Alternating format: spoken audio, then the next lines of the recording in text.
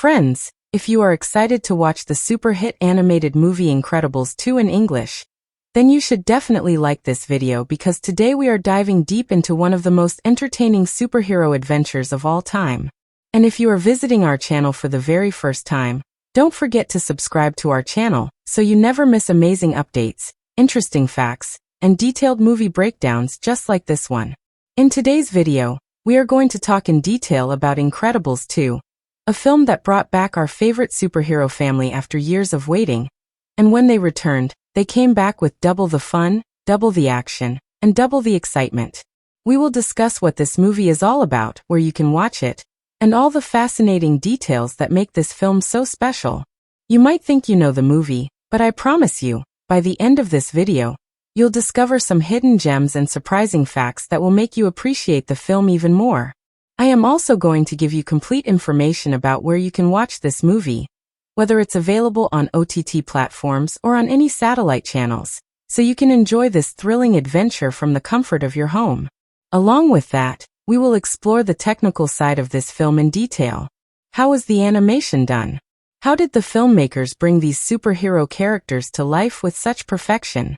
What were the challenges during pre-production and post-production? How was the music composed? We will also talk about the budget of the film and how much it earned at the box office worldwide. Not only that, but we will also go deep into the story of Incredibles 2 and I will give you a small review, sharing what worked really well in the story and which parts stood out the most. We'll also discuss some fun facts about the making of the film, the storyline, the star cast, and which actor voiced which character. We will see how brilliantly each actor has performed, and which character left the strongest impression on the audience. So friends, I would request you to watch this video till the very end because the world of Incredibles 2 is full of fun, surprises, and powerful storytelling, and I don't want you to miss any of it. Let's get started and explore this incredible journey together. The story of Incredibles 2 doesn't waste any time getting started. It throws us straight into the action. No time jump, no long-winded recap. We are right where we left off, as if the first film had just ended. The Parr family is suiting up to battle the Underminer, a mole-like villain with a giant drill machine causing absolute chaos in the city. This opening sequence immediately reminds the audience why we love these characters. They fight together, but they also bicker and scramble in the middle of the action like any regular family. The police and the government arrive on the scene, but instead of celebrating the family's heroics, the superheroes are once again blamed for the destruction. Even though they saved lives, the damage they cause overshadows their good intentions. Superheroes are still illegal, and the government refuses to protect them. This is where the first major conflict sets in. The Parr family is passionate about helping people, but society and the law won't let them. As they struggle with their uncertain future, a wealthy businessman named Winston Deavor steps in with a big idea.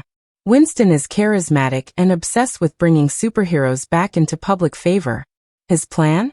He wants to carefully craft superhero missions that will be televised and documented, showing the world that superheroes are necessary, not dangerous. But here's the twist. Winston doesn't want Mr. Incredible to be the face of this new movement. No, he wants Elastigirl. She's less destructive, more agile, and presents a more appealing image to the public.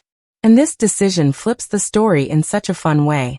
Instead of following the typical superhero dad story, we now get to see the mother stepping into the spotlight while the dad stays home. So while Elastigirl is off on sleek motorcycles, chasing runaway trains, and outsmarting criminals, Mr. Incredible is facing the ultimate challenge, being a stay-at-home dad. And this is where the movie has an absolute blast. The story keeps bouncing between Elastigirl's thrilling missions and Bob Parr's chaotic home life. He's dealing with his daughter Violet's teenage heartbreak, his son Dash's math homework crisis, and the math is new math, which drives him crazy, and most hilariously, baby Jack Jack's emerging superpowers. Jack Jack is like a ticking time bomb, adorable but completely unpredictable. One moment he's giggling, the next he's bursting into flames, shooting lasers from his eyes, multiplying himself, or teleporting into other dimensions. And the movie milks these moments for maximum comedy. There's an absolutely brilliant sequence where Jack Jack ends up in a backyard showdown with a raccoon. It's a battle that feels like a superhero fight in miniature. The raccoon is sneaky, Jack Jack is a whirlwind of powers, and the result is one of the funniest, most memorable scenes in the film. Meanwhile, Elastigirl is uncovering a bigger, more mysterious threat. The villain known as Screenslaver is out there, using hypnotic signals through TV screens and electronic devices to control people's minds. It's a surprisingly clever villain concept because it taps into something very real: our dependency on screens and technology. The plot thickens as Elastigirl hunts down the Screenslaver, and the story plays with suspense, mystery, and tension. When she finally unmasks the Screenslaver in one of the key turning points, it seems like the villain is just some ordinary pizza delivery guy, but this is where the movie throws in a brilliant twist. The real mastermind is none other than Evelyn Deavor, Winston's own sister. She's the quiet, tech-savvy genius who had been helping Elastigirl all along. Evelyn's backstory adds emotional weight. She blames superheroes for the death of her parents, believing that society became lazy and dependent on heroes instead of protecting themselves. Her philosophy is dark but thought-provoking.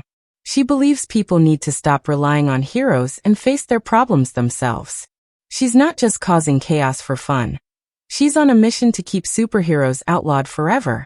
This twist reshapes the entire story, because Evelyn has been manipulating the situation from the very beginning, even while Elastigirl was working hard to save the day. The final stretch of the movie ramps up the stakes as the family comes together, including the hilarious Edna Mode who briefly babysits Jack Jack and helps the family understand his crazy powers. The climax is pure superhero spectacle, but never loses its sense of humor. The whole Parr family joins forces along with Frozone, and they have to outsmart Evelyn's plan, save hypnotized heroes, and prevent a catastrophic accident on a luxury ship. Throughout this wild, action-packed finale, the movie keeps circling back to what makes it special: family. Yes, they're superheroes, but they're also just a family trying to figure things out, making mistakes, learning from each other, and working as a team. The narrative never sticks to one lane. It constantly shifts between big superhero action, clever mystery, laugh-out-loud comedy, and heartfelt family moments. And it flows so naturally that you never feel like you're watching separate stories. It's all perfectly connected.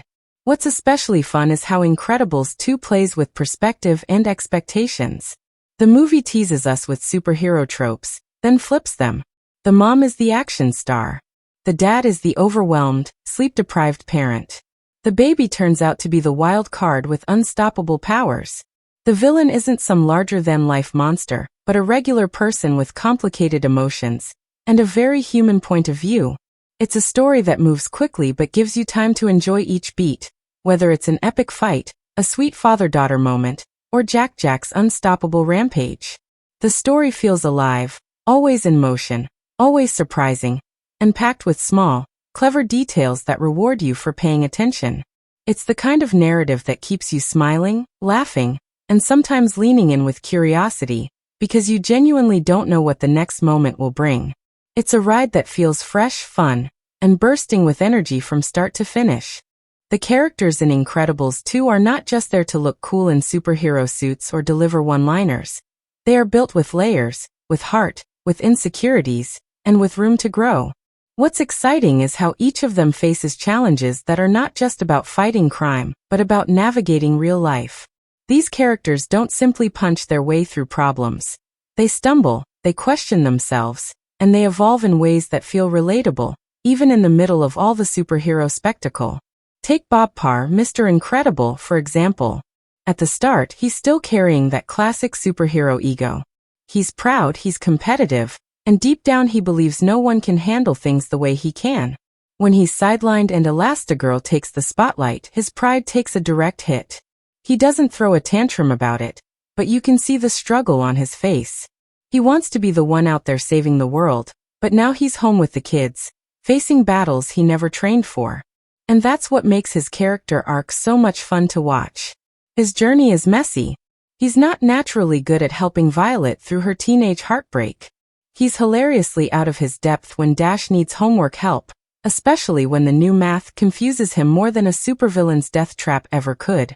And then there's Jack Jack, this tiny, adorable storm of chaotic powers.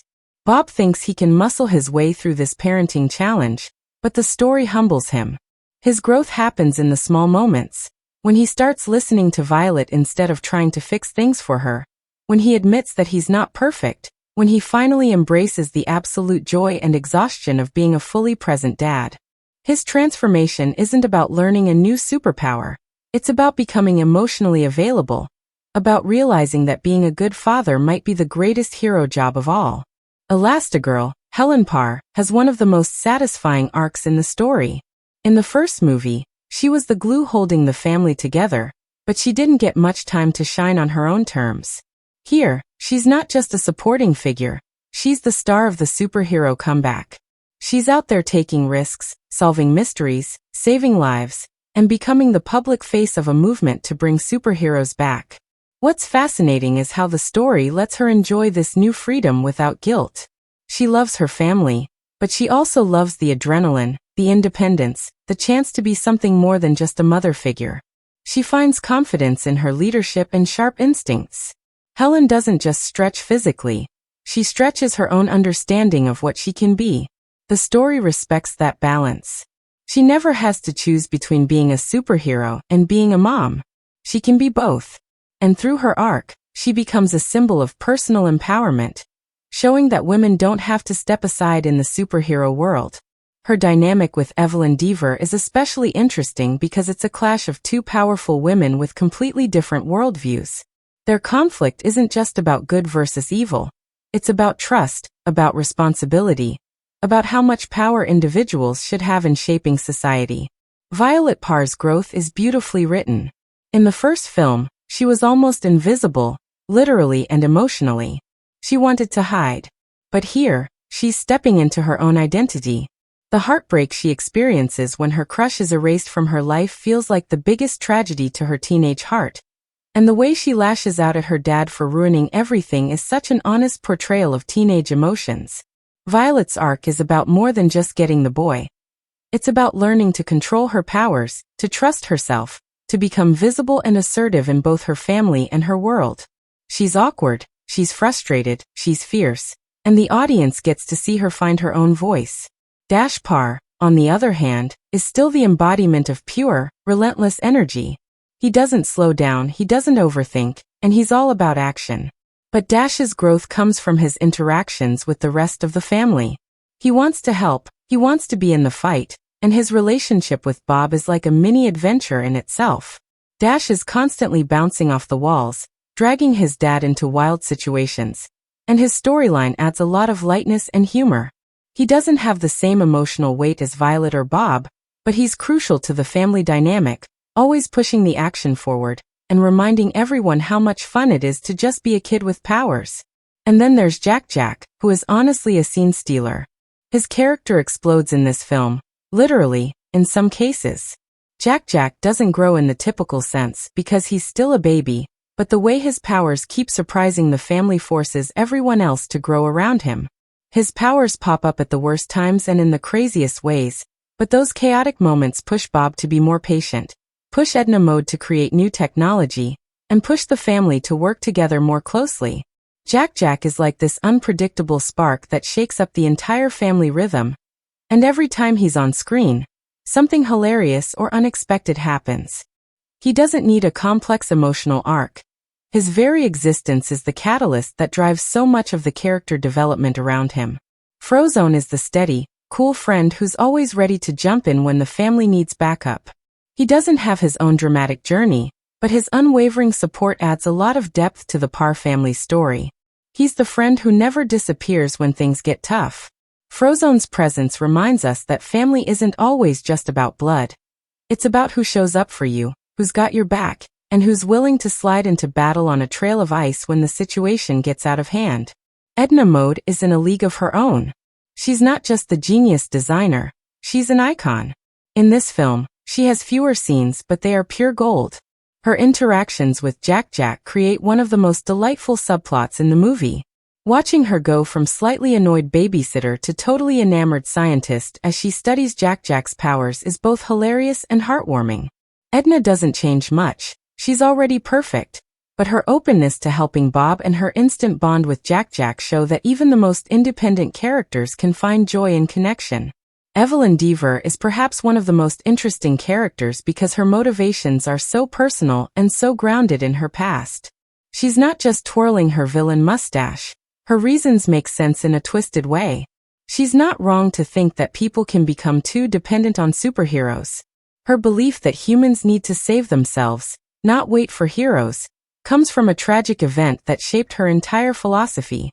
She's a thinker, a strategist, and she doesn't care about winning applause. She cares about shifting how the world operates.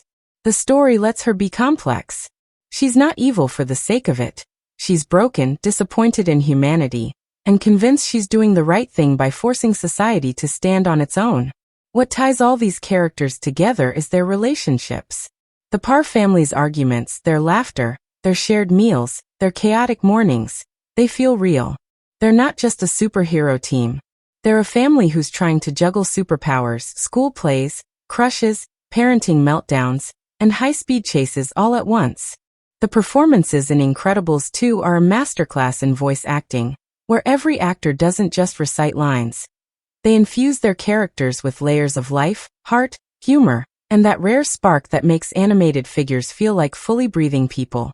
The film thrives because the voice cast doesn't approach these characters like cartoons. They approach them like they are real, like they live in our world, and just happen to wear super suits.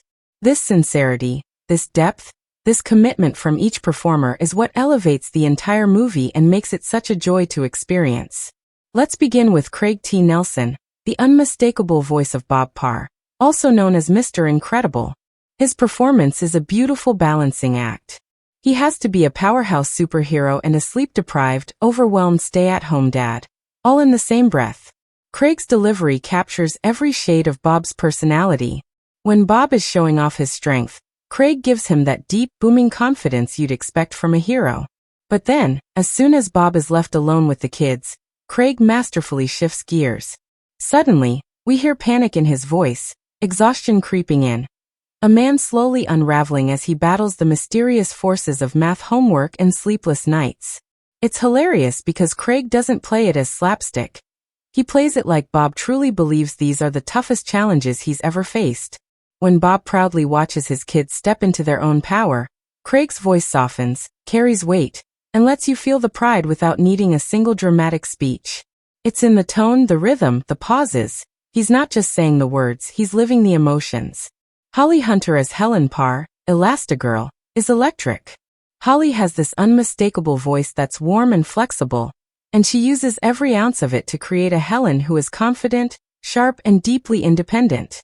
Holly's performance breathes life into Elastigirl's solo adventure. When Helen is chasing a runaway train or outsmarting villains, Holly's voice crackles with excitement, curiosity, and quick-thinking brilliance. You can feel how much Helen is enjoying the thrill of stepping into the spotlight, and Holly makes us root for her every second. But it's not just the action. When Helen's missing her family, when she's on the phone with Bob and worrying about how they're holding up, Holly's voice dips into something softer, more tender. She plays Helen as someone who can hold the weight of the world and still ache for her family's messy dinner table. Holly's performance is like Elastigirl herself, flexible, strong, and endlessly compelling. Sarah Vowell as Violet Parr is such a gem. Violet's entire journey hinges on the delicate dance of teenage uncertainty, and Sarah nails it with the perfect balance of awkwardness, sarcasm, and sincerity. You can hear Violet's discomfort, her frustration, her slow-burning confidence as she figures out who she is. Sarah's delivery during Violet's meltdowns feels painfully real. Those moments when she's mumbling, when she's raging at her dad, when she's struggling to explain her feelings. It's not played for laughs, it's played for truth. And then when Violet steps up to protect her brothers or faces off against danger, Sarah lets us hear that quiet transformation. Violet's voice steadies, sharpens, and you realize she's finding her place. Sarah gives Violet a unique sound, not polished, not perfect, but authentically teenage, and that makes her all the more lovable. Huck Milner as Dash Parr brings pure, unfiltered energy to the role. Dash is like a lightning bolt of excitement, and Huck's performance never slows down. He speaks quickly like his thoughts are racing ahead of his mouth, and that perfectly matches Dash's impatient, action-first personality. Huck makes Dash's curiosity and mischief feel completely genuine. His excitement about family missions, his eagerness to test his new gadgets, his relentless poking at his dad's patience. All of it comes alive in Huck's delivery. Dash doesn't go through a heavy emotional arc, but Huck gives him so much charisma that he feels like the spark plug of the family. He keeps the pace fast, the stakes light, and the humor rolling. Samuel L. Jackson as Frozone is once again the embodiment of cool. Samuel's voice oozes that laid-back confidence, that smooth-talking charm that has made Frozone such a fan favorite. His comedic timing is razor-sharp, and even when he's only got a few lines, he completely owns the scene. You can tell Samuel's having fun every time he steps behind the mic. Frozone is never rattled, never flustered, and Samuel's delivery makes him feel like the superhero you'd want at your side when everything's falling apart. But what's great is that Samuel doesn't just play Frozone for laughs. He gives him genuine warmth, especially in those moments where Frozone is trying to hold the family together, or when he's risking his life to protect his friends. It's subtle, but it's there. And then there's Brad Bird as Edna Mode. What Brad does with Edna is nothing short of genius. His delivery is so sharp, so perfectly timed, that Edna's scenes steal the show every time. Brad makes Edna's every word pop with authority and flair. Her blend of impatience, brilliance, and unexpected tenderness, especially when bonding with Jack Jack, is a performance full of surprise. Brad's performance makes Edna feel both larger than life and strangely personal. Like she could walk off the screen and start critiquing your wardrobe at any moment.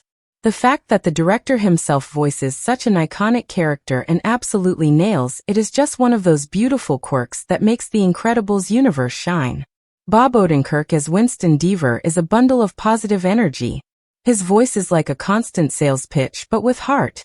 Bob makes Winston's superhero obsession infectious. You can hear the awe and excitement bubbling under every word when Winston talks about his dream to bring heroes back into the public eye. Bob brings this lovable, almost clumsy sincerity to Winston. He's not slick or polished like some corporate moguls. He's wide-eyed, passionate, and just slightly too eager, which makes him feel completely authentic. Catherine Keener as Evelyn Deavor is the perfect slow burn. Her voice carries this smooth intelligence, this careful calculation that builds an undercurrent of tension throughout the film. Catherine doesn't need to overplay Evelyn's villainy. Her quiet confidence is what makes her dangerous. She speaks in measured tones, with a casual delivery that makes her manipulation feel natural. Catherine's performance adds a weight to Evelyn's philosophy. You can understand why she believes what she believes, even as she's steering the story toward chaos. Even the background characters, from news anchors to fellow supers, are brought to life with care. Every voice feels like it belongs in this colorful world. There are no throwaway performances here. Everyone shows up fully committed, fully engaged, and that's what makes Incredibles 2 feel so alive from start to finish. The performances never just aim for laughs, they aim for connection. They find humor in chaos, emotion in simplicity, and heroism in the quietest moments. This cast doesn't just tell a superhero story. They inhabit it. They carry the weight of the action, the comedy, the family drama, and the heart. Every performance builds this world where superpowers are just part of the equation. And being a hero is just as much about showing up for dinner as it is about stopping a runaway train. Brad Bird's direction in Incredibles 2 isn't just good. It's an intricate dance, a finely tuned symphony where every note, every beat, every tiny pause is carefully orchestrated to pull the audience deeper into the world of the Parr family. His touch is everywhere, shaping the film into a living, breathing experience that feels seamless, kinetic, and completely alive. He doesn't simply present a story, he immerses us in it. He builds this universe with such confidence that the boundary between superhero fantasy and real family drama almost disappears. You don't question why a baby can burst into flames or multiply himself. You just accept it, because Brad Bird has made the impossible feel like part of everyday life. Brad's sense of tone is razor sharp. The mood he crafts throughout Incredibles 2 shifts constantly, but never feels jarring. He knows exactly when to let the story be funny, when to let it be thrilling, and when to let it settle into those small, tender moments that sneak up and grab your heart. He doesn't hammer you with sentimentality. He lets the emotions build naturally, like when Bob's sleep-deprived breakdown turns into a quiet moment of fatherly pride. Or when Violet's embarrassment at a ruined dinner turns into a subtle gesture of self-acceptance. Brad trusts his audience to follow those tonal shifts without needing to spell them out. And that trust gives the movie its emotional richness. One of the most impressive things Brad does as a director is maintain the balance. And this movie is all about balance.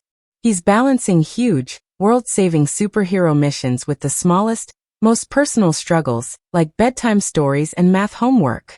He's balancing laugh-out-loud visual gags with complex character arcs. He's balancing Elastigirl's solo adventure with Bob's chaotic domestic life. And the best part is, none of these threads feel like filler. Brad weaves them together so smoothly that the story flows like a perfectly choreographed dance, where even the most chaotic Jack Jack moment has a place, a purpose, and a punchline. Brad's style is loaded with visual flair, but not just for the sake of cool shots. He uses his visuals to deepen the storytelling. Take the motorcycle sequence with Elastigirl. It's not just fast and flashy. Brad uses the bike's flexibility, the way it breaks apart and reattaches, to highlight Elastigirl's own adaptability and quick thinking. The sequence isn't just an action scene. It's a character showcase, filmed in a way that makes you feel Elastigirl's speed and freedom. The camera whips around her, pulls in tight, then snaps out wide to give you that exhilarating sense of motion. It's not just about showing off, it's about making you experience what she's experiencing. When the story shifts to Bob and the kids at home, Brad changes the entire rhythm of the film. The action slows down, but the intensity doesn't vanish. It just moves into the domestic space. Brad directs these scenes with the same care and detail as the city-chasing heroics. Dash's math homework becomes its own mini battlefield. Violet's social anxiety plays out like a carefully staged emotional standoff. Even Jack Jack's unpredictable powers are filmed like a wild science experiment gone wrong, with Brad using timing, pacing, and perspective to turn each outburst into a mini spectacle. Brad makes the ordinary feel extraordinary. And that's where the real fun kicks in. One of Brad's most brilliant tricks is how he uses silence and space. In the middle of all the explosive action and fast-talking banter, he isn't afraid to let a scene breathe. He knows that sometimes the most powerful moments aren't when characters are shouting or running. They're when they're just being. Like when Bob sits quietly with his kids, trying to understand them. Or when Violet curls up in her room, processing the mess of her teenage world. Brad gives these moments weight without drowning them in heavy-handed music or forced dialogue. He knows that sometimes the smallest beats hit the hardest. Brad's choice to stick with that retro-futuristic visual style isn't just a design decision, it's a mood. He wraps the whole movie in this delicious mid-century modern look, from the shiny gadgets to the old-school television screens to the bold, blocky architecture. It creates this timeless world that feels like a classic comic book exploded into life, but still carries the warmth of a family sitcom. The aesthetic isn't random. It's a signal to the audience that we're in a space where the old and the new collide, where superhero nostalgia meets modern family issues. Brad builds this world with meticulous attention to detail, where even the smallest props, a mid-century lamp, a clunky car, a vintage phone, contribute to the immersive vibe. And then there's the way Brad handles the film's antagonist, the Screenslaver. The visual style here takes a sharp turn. Brad plunges the audience into claustrophobic, hypnotic spaces where the flicker of the screens becomes a character in itself. He uses light and shadow in aggressive, disorienting ways, especially during the fight sequences between Elastigirl and the Screenslaver. The rapid visual distortions and harsh lighting pull us into Elastigirl's perspective. We feel the dizziness, the mind control, the rising panic. Brad doesn't just tell us what's happening. He makes us experience it on a sensory level. Brad also leans into humor with expert timing. His direction in the Raccoon vs. Jack Jack battle is comedic gold, because he stages it with the seriousness of an epic duel. He lets the scene escalate just far enough to become absurd, but never loses control of the tone. Every visual gag lands because Brad commits fully to the setup and the payoff.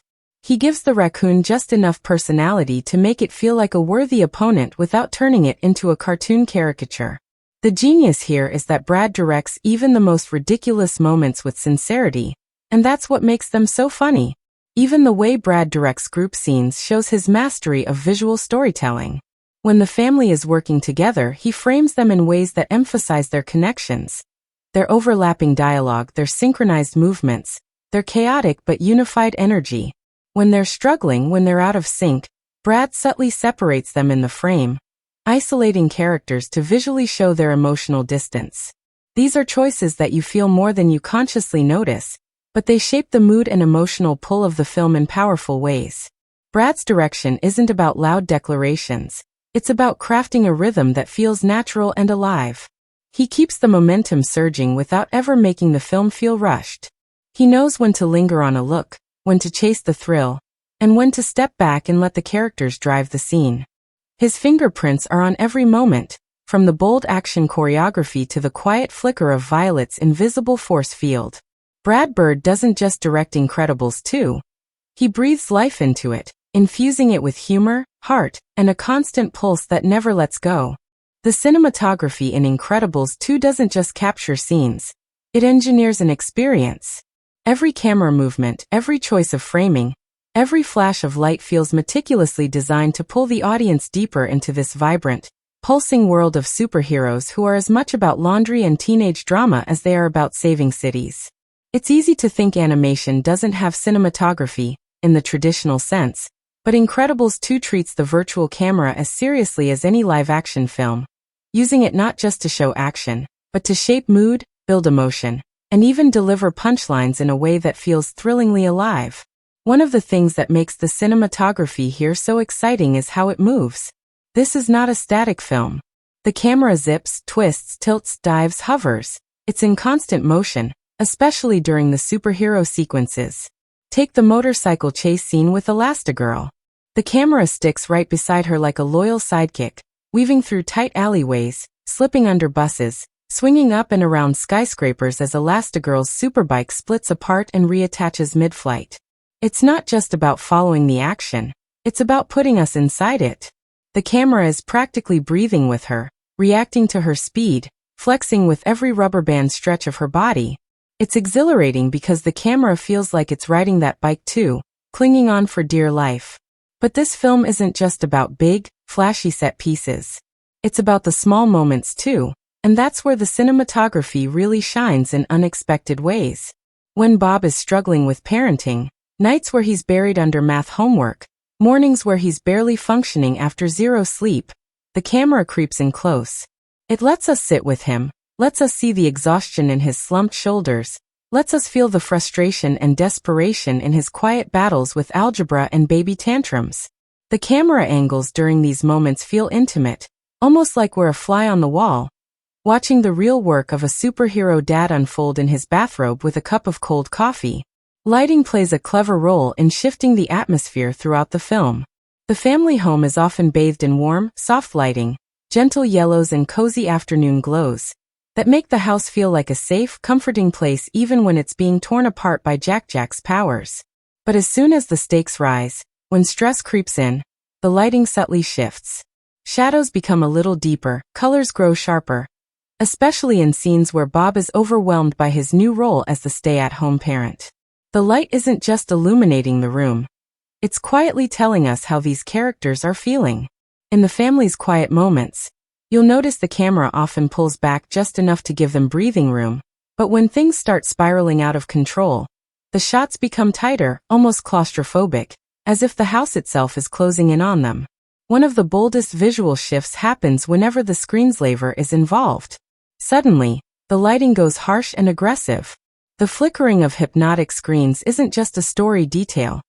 It takes over the frame, becoming a character in its own right. The camera angles start to tilt unnervingly, and the lighting pulses like a strobe, making the viewer feel trapped in the screenslaver's twisted, pixelated maze. During Elastigirl's tense confrontation with the villain, the cinematography locks us inside those suffocating rooms filled with flickering monitors, broken reflections, and uncomfortable tight spaces. The fight choreography is captured in sharp, almost dizzying shots that make the battle feel frantic, dangerous, and just slightly surreal. The camera's jagged movements and the hypnotic lighting immerse us in Elastigirl's disorientation, pulling the audience right into the psychological grip of the screenslaver's mind games. And then there's Jack Jack's now iconic battle with the raccoon. A masterpiece of visual comedy that would not work half as well without the cinematography's sly genius. The camera treats this backyard showdown like a scene out of an epic action film. Low angles make Jack Jack look like a towering force of nature. Dramatic zoom-ins build fake tension, as if we're witnessing a life-or-death struggle. The raccoon's frantic reactions are captured with just enough cinematic seriousness to make the whole sequence hilarious. The camera commits to the bit. It moves like we're watching a spy thriller or a high-stakes martial arts duel, which makes the absurdity of a baby fighting a raccoon even funnier. It's all in the camera's performance. It knows how to deliver a joke visually without a single word of dialogue. The cinematography also loves playing with scale and perspective, especially when it comes to the superpowers. Dash's speed sequences are filmed with rapid tracking shots that make the audience feel like we're sprinting alongside him. Violet's force fields are often showcased from dynamic, swirling camera angles that give us a sense of how fluid and intuitive her powers are becoming. When Bob throws himself into battle, the camera often shoots from low angles to emphasize his brute strength and his imposing figure. Each family member's powers are matched with a specific cinematographic rhythm.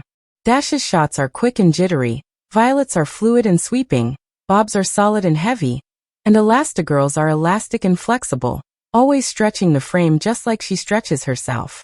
The camera literally mimics their abilities, which makes every scene feel tailored to who's in the spotlight.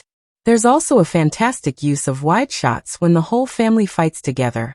The camera loves pulling back to let us watch them operate as a unit, bouncing off each other's strengths, covering each other's weaknesses.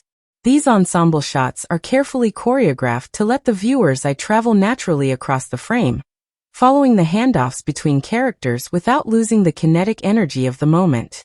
It's almost like watching a well-rehearsed dance, except the choreography involves superpowers, force fields, and city-smashing robots. In quieter, emotional scenes, the cinematography softens. When Violet feels humiliated or invisible, literally and figuratively, the camera gently drifts away from her, subtly framing her at the edge of the screen or behind visual obstacles like furniture or doorways. It's a quiet but powerful visual signal of her desire to hide. When she begins to find her confidence again, the camera starts framing her front and center, no longer cutting her off or placing barriers in the foreground. The shift is so smooth you might not consciously notice it, but it perfectly tracks her emotional arc. Throughout the film, there's this constant interplay between big, bold superhero visuals and smaller, tender, often hilarious domestic moments, and the cinematography moves effortlessly between the two. Whether it's Elastigirl rocketing across rooftops or Bob burning pancakes in the kitchen, the camera always finds a way to keep the scene alive and connected to the heart of the story. It doesn't settle for just showing us what's happening. It brings us inside the energy, the humor, the chaos, and the love that powers this incredible family. The cinematography in Incredibles 2 doesn't just help tell the story. It's one of the story's most playful, expressive characters, always moving, always surprising, and always making the world feel as thrillingly super as it should. The editing and pacing in Incredibles 2 don't just keep the story moving. They craft a full-blown cinematic rhythm that feels like a perfectly choreographed symphony of action, comedy, and heartfelt family moments. It's like the film knows exactly when to be a thunderstorm and exactly when to let the sun peek through the clouds. The editing becomes this silent storyteller, shaping how we feel each scene, how we laugh, how we hold our breath, and how we dive headfirst into the lives of the Parr family without ever wanting to step back. From the very start, the editing sets the tempo with a bang. The Underminer's attack is a whirlwind of fast cuts, split-second transitions, and energetic bounces between each family member. The way the shots are stitched together gives you this constant pulse, like the movie is sprinting right alongside the characters. It never lingers too long, but it also doesn't rush past important beats. Every flicker, every motion feels intentional. The editing understands that we're not just watching an explosion-filled scene, we're being thrown into it. We're ducking, dodging, flipping through cars, swinging with Elastigirl, sprinting with Dash, shielding with Violet. The pacing here is relentless but never sloppy. It's controlled chaos, the kind of editing that's not just about speed. It's about keeping the audience inside the tornado. But then, as quickly as it accelerates, The film knows how to pump the brakes in the most delightful way. When Bob becomes the stay-at-home dad, the editing takes a deliberate, playful shift. It lets the funny moments breathe. It slows the tempo, allowing the silence, the pauses, the quiet groans of a man completely out of his depth to fill the space. The scenes where he's struggling with Dash's homework or sleepwalking through Jack Jack's ever-multiplying powers are paced in a way that invites the audience to savor every awkward beat. The editing lingers just long enough on Bob's tired face, or on Dash's innocent questions to let the humor marinate. It's not about rushing to the next gag, it's about letting the chaos unfold in real time, so we can feel Bob's slowly unraveling patience. Then there's the seamless dance between storylines. Helen's high-octane superhero missions and Bob's domestic disasters are unfolding simultaneously, and the film zips back and forth between them with transitions so smooth they feel like a single story unfolding on two fronts. The pacing here is masterful. The editing knows exactly when we've spent enough time in the superhero spotlight, and when it's time to check back in on the home front, and vice versa. It keeps both storylines equally alive, never letting one feel like a side plot or an interruption. It's like watching two instruments in a duet. Each gets their moment to shine, but they're always in harmony. One of the most entertaining showcases of the editing's brilliance is Jack Jack's raccoon battle. The entire sequence is cut like an epic showdown from a spy thriller. The camera angles are intense, the pacing is quick, the transitions are sharp, and all of this is applied to a baby fighting a raccoon in a backyard. The editing turns this absurd situation into cinematic gold. It speeds up as the chaos ramps up. It lingers on the raccoon's priceless double takes. It cuts rapidly between Jack Jack's growing powers and the raccoon's frantic escapes, making the whole thing feel like a blockbuster action scene in miniature. The timing of the cuts is everything here. It's what makes the comedy land with a punch, it's what builds the absurd tension, and it's what makes the sequence unforgettable. When the story switches back to Elastigirl's missions, the pacing kicks back into high gear. The editing is snappy and smooth, but what's really clever is how it controls the intensity. In the Screenslaver chase, the cuts become more fragmented, mirroring Elastigirl's growing disorientation. The flickering screens, the shifting reflections, the rapid zooms. It's all edited to make the audience feel trapped in the same visual prison. The cuts get quicker, the shots more angular, until the whole scene feels like it's spinning out of control, perfectly mirroring the psychological tension of the moment.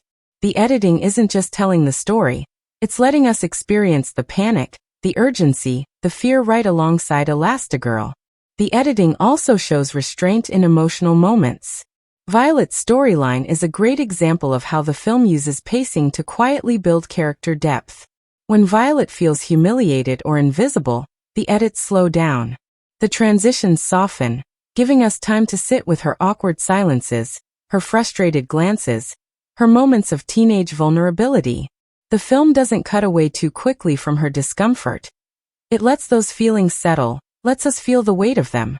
And then, as she finds her strength again, the editing picks up the tempo. The shots become more centered, the pacing quickens, reflecting her growing confidence.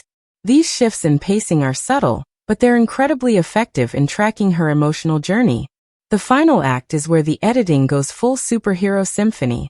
The big ensemble battle is paced with incredible rhythm, weaving between each family member's contribution with a flow that feels natural, exhilarating, and cohesive.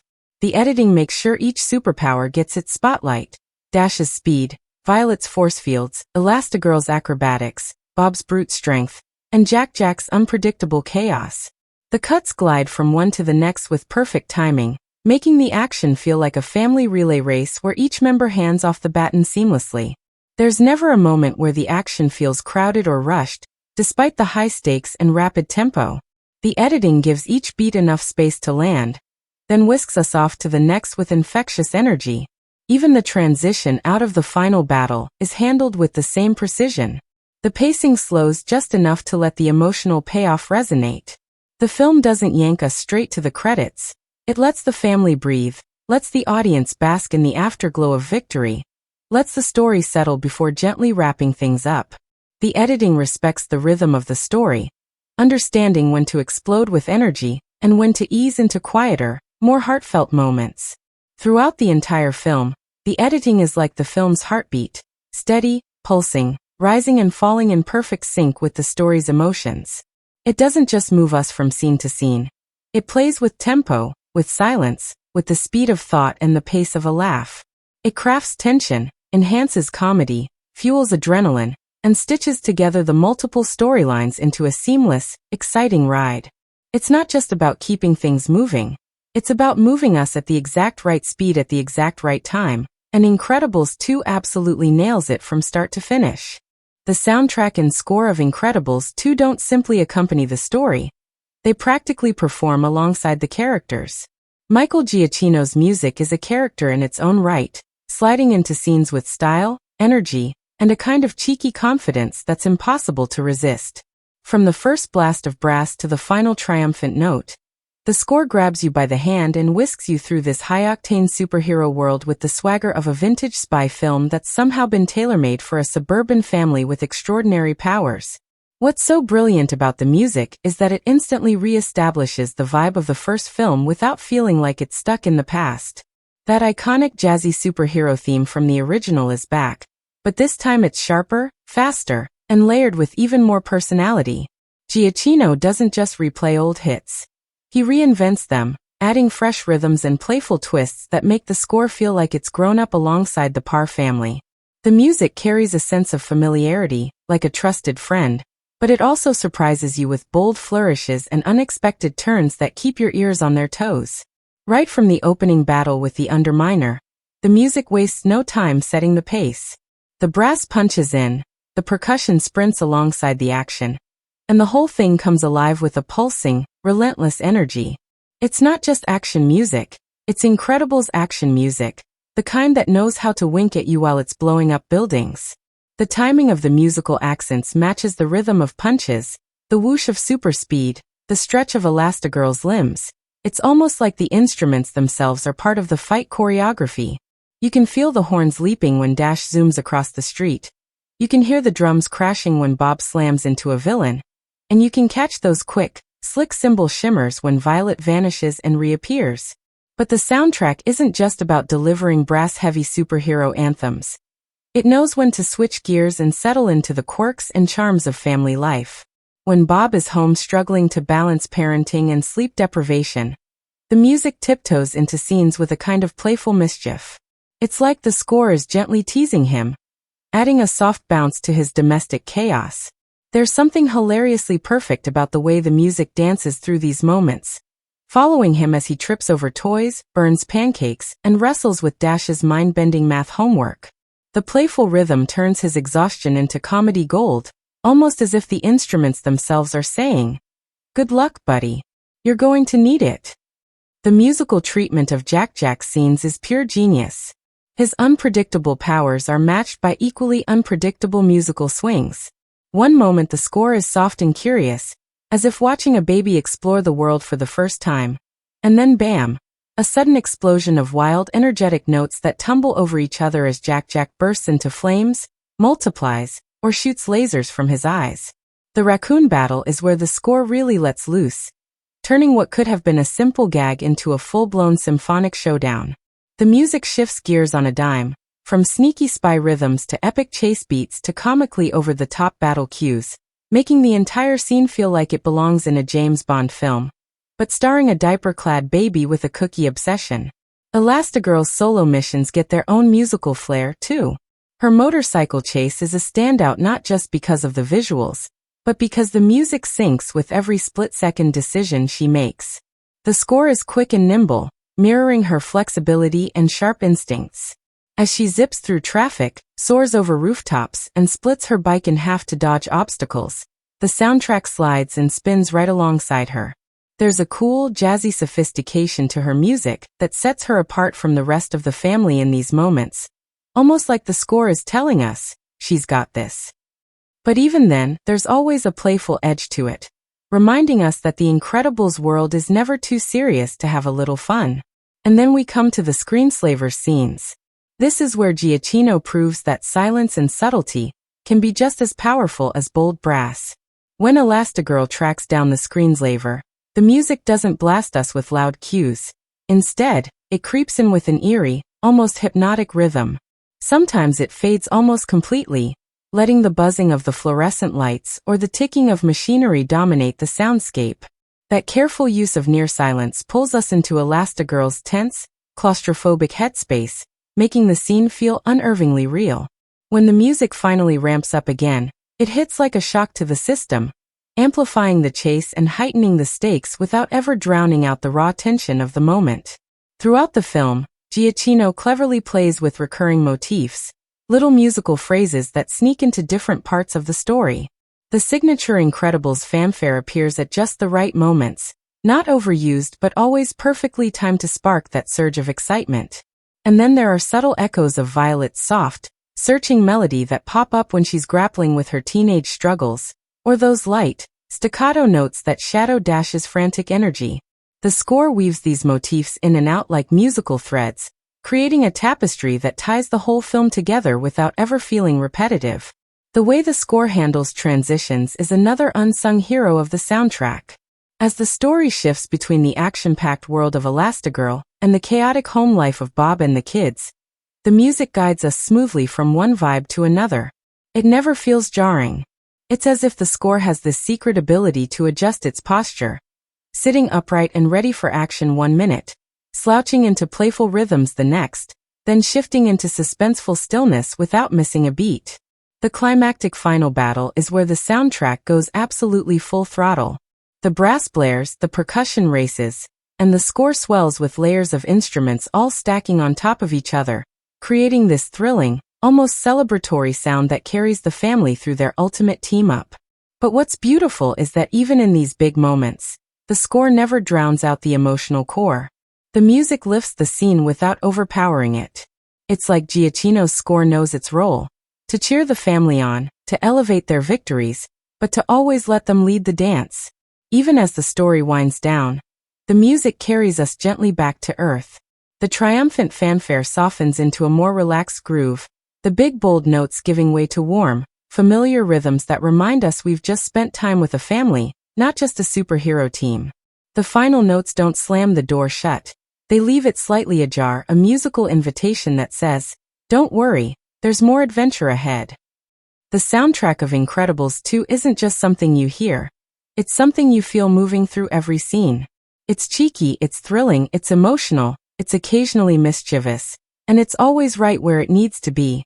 Whether it's blaring from the rooftops, sneaking through the shadows, or bouncing along with a dad who's just trying to survive another day, the score has an infectious energy that breathes life into every frame.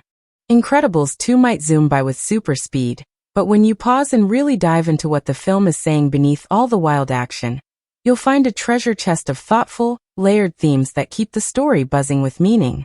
Sure, on the surface it's a high-energy superhero romp, but underneath, it's actually unpacking some big, relevant questions about family roles, identity, social responsibility, trust, technology, and what it actually means to be incredible in the first place. One of the biggest themes the movie wraps its arms around is the shifting balance of family dynamics. In the first film, Bob Parr was the front and center hero, but Incredibles 2 flips the script and hands the cape to Helen. Suddenly, Elastigirl is the one in action while Bob stays home. And this isn't just a plot twist. It's a playful, yet surprisingly honest exploration of modern gender roles. The movie pushes us to think about how deeply we're all conditioned to expect certain people to fill certain roles, whether it's at home or out saving the world. Bob struggles, not because he doesn't love his family, but because he's been so used to being the provider, the protector, the powerhouse. Watching him navigate parenting challenges without his supersuit is not just hilarious. It's a sincere journey of self-discovery, where he learns that being super isn't always about smashing through walls. Sometimes it's about getting your daughter's crush to notice her, learning how to solve baffling new math problems, and surviving the night with a shape-shifting baby.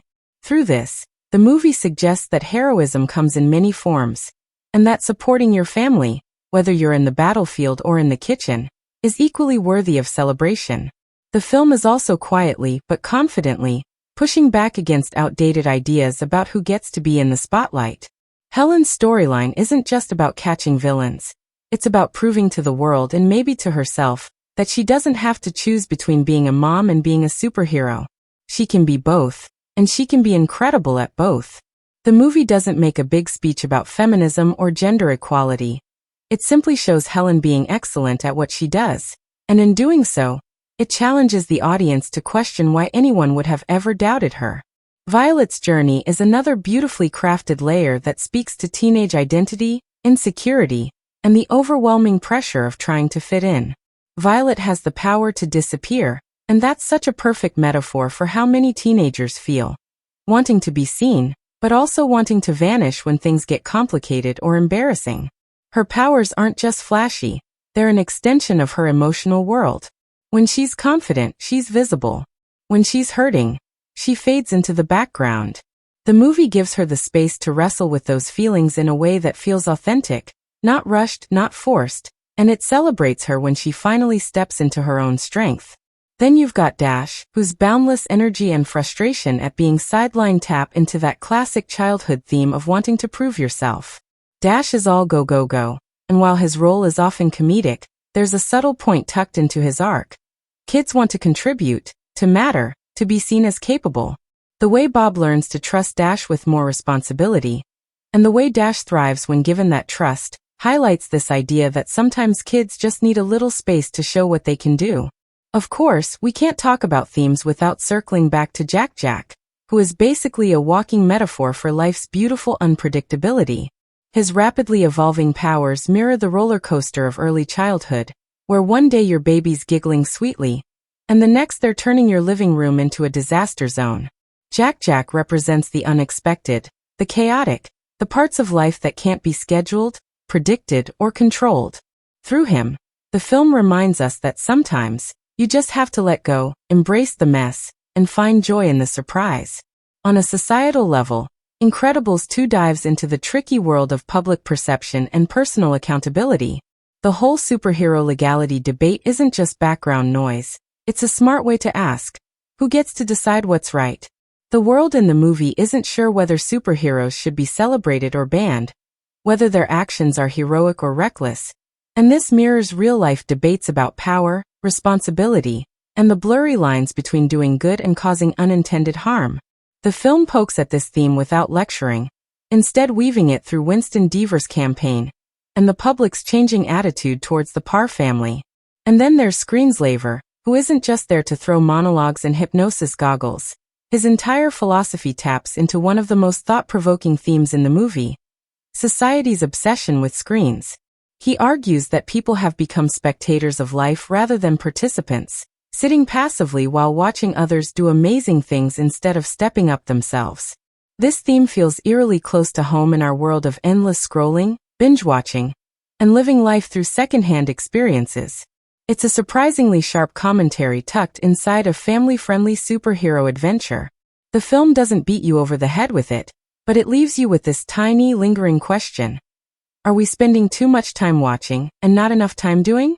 But maybe the most powerful theme in Incredibles 2, the one that wraps around every fight scene, every raccoon battle, every slice of superhero chaos, is that teamwork isn't just about working together on the battlefield. It's about understanding each other's strengths, supporting each other's weaknesses, and realizing that you don't have to carry the weight of the world on your own. The Parr family is strongest when they stop trying to handle everything solo and start trusting each other, leaning on each other, and celebrating each other's quirks. The movie reminds us that being a hero isn't about standing alone in the spotlight. It's about showing up for your team, your family, your people, even when it's hard, even when you're exhausted, even when you're not sure you're getting it right. Incredibles 2 delivers all these themes with a wink, a grin, and a whole lot of energy. It doesn't stop to explain itself or wrap things up in neat little lessons. It just lets these ideas buzz beneath the surface, inviting you to catch them, to feel them, to think about them long after the credits roll. It's a movie that wears its fun on its sleeve, but if you look a little closer, you'll see it's quietly asking some pretty big questions about life, family, and what it really means to be incredible. The visual effects and CGI in Incredibles 2 don't just pop off the screen. They practically explode with personality, precision, and purpose. Every frame is packed with details that make this superpowered world feel not just visually stunning, but completely believable within its own cartoon logic. Pixar didn't hold back.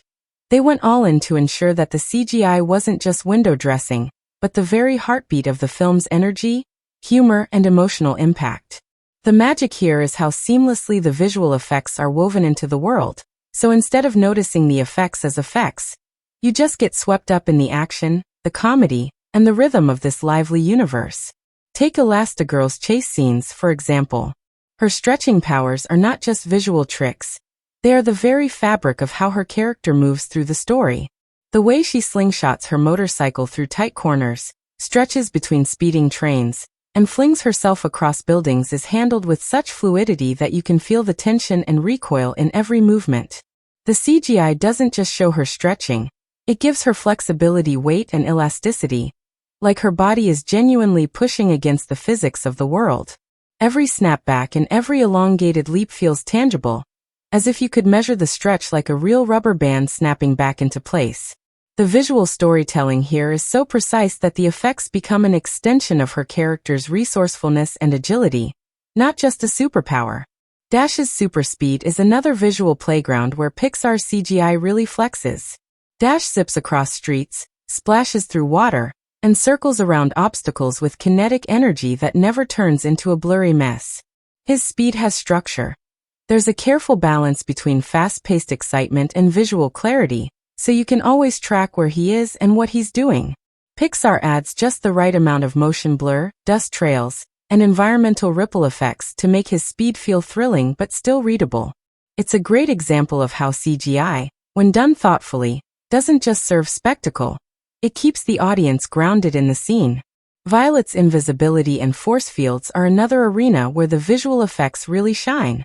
Her powers are not only cool to look at, but are a brilliant extension of her character's emotional world. When she fades from sight, it's not just a cheap vanishing act. It's this delicately handled moment where the air shimmers, light bends, and the edges of her outline flicker for just a second. There's a science fiction edge to it, but it's handled with such grace that you feel like invisibility is a natural part of this universe. Her force fields are equally impressive. They pulse, they crackle, they shatter under pressure. And all of this is beautifully rendered to show the strain Violet feels when pushing her limits. The subtlety in the way her shields flex and pulse tells you more about her growth and confidence than any dialogue could. And then there's Jack Jack, the visual effects department's ultimate playground. Jack Jack is a bundle of pure chaos, and his ever-shifting powers give the animators the perfect excuse to unleash every visual trick in the book. One moment he's shooting laser beams from his eyes, the next he's engulfed in flames, and then suddenly he's floating between dimensions. Each transformation is handled with such crisp transitions that it feels like the laws of the universe are folding around him in real time. What's really brilliant is that Jack Jack's powers aren't just wild special effects. They interact with the environment in ways that feel physically present. Walls get scorched, floors crumble, objects bounce and snap under his otherworldly weight. Whether he's setting fire to the family furniture or battling a raccoon in the backyard, the CGI always respects the cause and effect of real-world physics, even in the middle of these outlandish superpowered scenarios. The environments themselves are built with so much visual texture that the entire world feels like you could step right into it. The mid-century modern design is sleek but never sterile. There's warmth, there's grit, and there are tiny imperfections that make homes feel lived in and streets feel bustling with life. You can see the sunlight bouncing off Bob's tired face as he wrangles bedtime chaos, the soft fuzz on baby blankets, the shimmer of Elastigirl's suit as she swings into action, the depth in the backgrounds, the reflections in windows, the details in the furniture. They all work together to make the world pop without overwhelming the action in the foreground. One of the most visually electric sequences is the Screenslaver's hypnotic lair. The way the hypnotic spirals ripple and flash, the way the screens pulsate with dizzying patterns. It's all built to feel intense and disorienting, but never so aggressive that it pulls you out of the moment. The hypnotic visual design isn't just cool to look at. It fits perfectly with the villain's theme of control, manipulation, and society's addiction to screens. Pixar layers the hypnotic patterns with just enough visual weight that they seem to pulse around the edges of your vision, making you feel like you're being drawn in alongside the characters. The CGI and visual effects don't just handle the show-stopping moments. They elevate the smaller, more intimate beats too. Whether it's the soft flicker of Jack Jack's giggle, the tiny shake in Violet's force field when she's nervous, or the puff of dust under Dash's feet, the visual team adds life to the quiet moments, ensuring that the world always feels active, always breathing. Lighting plays a huge role in this immersion, with the animators carefully balancing warm, cozy indoor scenes with the cool, slick edges of the film's nighttime action. Streetlights cast believable shadows, sunset hues bathe family moments in gentle gold, and the sharp whites and blues of modern tech environments give the villain's spaces a sterile, unnerving feel. What makes Incredibles 2 such a visual masterpiece is that the CGI isn't about showing off. It's about making everything feel connected.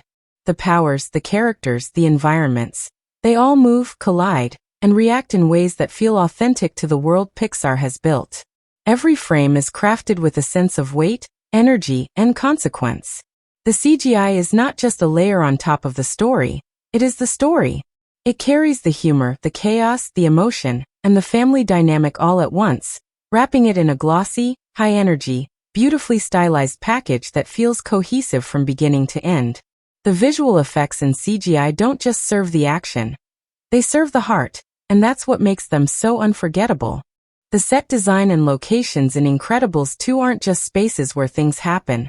They are dynamic, carefully constructed arenas where the story comes alive in ways that make every punch, chase, and heartfelt moment feel richer, bigger, and more memorable. The movie's world doesn't just feel lived in. It feels designed with love, creativity, and a precise understanding of how environment shapes experience. Every location, every prop, every tiny background detail works over time to pull you deeper into this retrofuturistic universe, where superhero life collides with suburban normalcy in the most exciting, hilarious, and visually irresistible ways.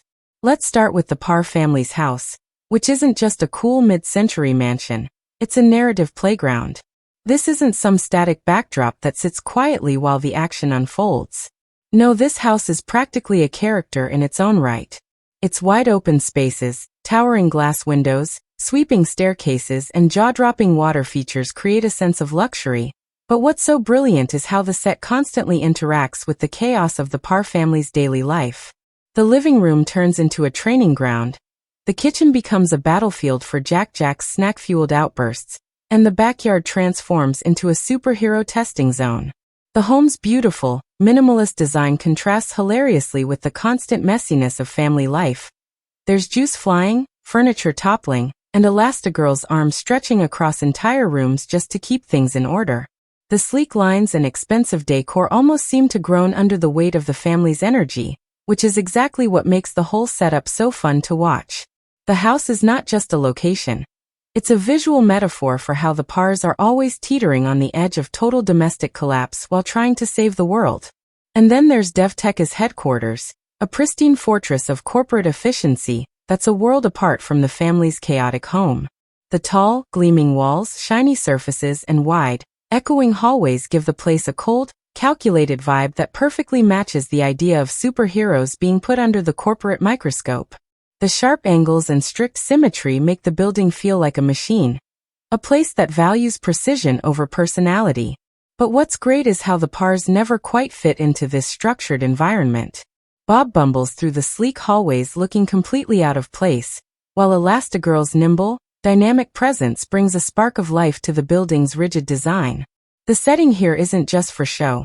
It amplifies the tension between freedom and control, family and professionalism, chaos and order. The cityscape is another star of the show. This isn't just a cardboard cutout version of a city. It's a fully realized, breathing metropolis that's packed with mid-century charm and bustling energy. The streets are wide and lively, the buildings rise with a certain geometric elegance, and the little details, the streetcars, the signage, the street lamps, anchor the film in that perfect retrofuturistic space. When Elastigirl soars through the air, the sweeping aerial shots capture the full scale and energy of this urban playground. The design of the streets, the curves of the train tracks, the flow of traffic. All of it is orchestrated to make every chase scene pulse with excitement while still feeling coherent and easy to follow. The city feels like it was built for superpowered antics, but still hums with the rhythm of regular people just trying to live their lives. You can almost hear the street vendors calling out, "The the hustle of office workers, the chatter of kids on their way home from school. The world feels so textured that you forget you're watching an animated film. It feels real, lived in, and alive. Screenslaver's hideout flips that whole energy on its head. The lair is an entirely different beast, a shadowy, claustrophobic tangle of flickering screens, endless cables, and oppressive lighting that wraps you in an almost hypnotic haze. The walls are plastered with TVs blinking out hypnotic spirals, and the pulsing light seems to throb in time with your heartbeat. The set design here is so smart because it visually traps both the characters and the audience, creating a space where control and manipulation ooze from every corner. It's not just creepy, it's psychologically unsettling. You can feel the tension building as characters navigate these tight, suffocating rooms, unsure whether they're walking into a trap or their own reflection. The hypnotic visuals aren't just eye candy, they're baked into the emotional atmosphere, pulling you deeper into the villain's twisted logic. Even the quiet, everyday locations are packed with character. The suburban backyard where Jack Jack battles the raccoon is designed to look so delightfully ordinary. There's a garden hose, some patio furniture, a few trees, but that's exactly what makes it hilarious when it suddenly transforms into a full-blown wrestling arena. Trash cans go flying, bushes get scorched, fences splinter, all in the middle of what should have been a peaceful corner of suburbia. The clash between the simplicity of the set and the absurdity of Jack Jack's powers creates this perfect comedic tension that just keeps escalating. The monorail and train chase is another beautifully constructed sequence where the set itself becomes an active player in the action. The train's slick, futuristic design allows Elastigirl to whip and slingshot herself around with dizzying agility, and the elevated tracks twist and dive through the city in ways that turn the chase into a breathtaking visual roller coaster. The layout of the track, the speed of the train, the sharp turns. It's all crafted to push Elastigirl's abilities to the limit while keeping the audience fully engaged in every high-speed swerve. And then there are the little, almost throwaway details that make the world feel truly alive. The rotary phones, the chunky TV sets, the old-school signage in the background, the store displays, the diner counters. Every little prop is lovingly designed to reinforce the 1960s setting. These aren't just random objects. They're visual anchors that quietly remind you of where and when you are. The props don't scream for attention, but they build a consistency that makes the world feel immersive and cohesive. What makes the set design in Incredibles 2 so fantastic is that it never feels like it's just there.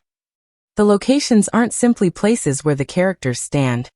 They shape how the characters move, how they fight, how they hide, how they feel.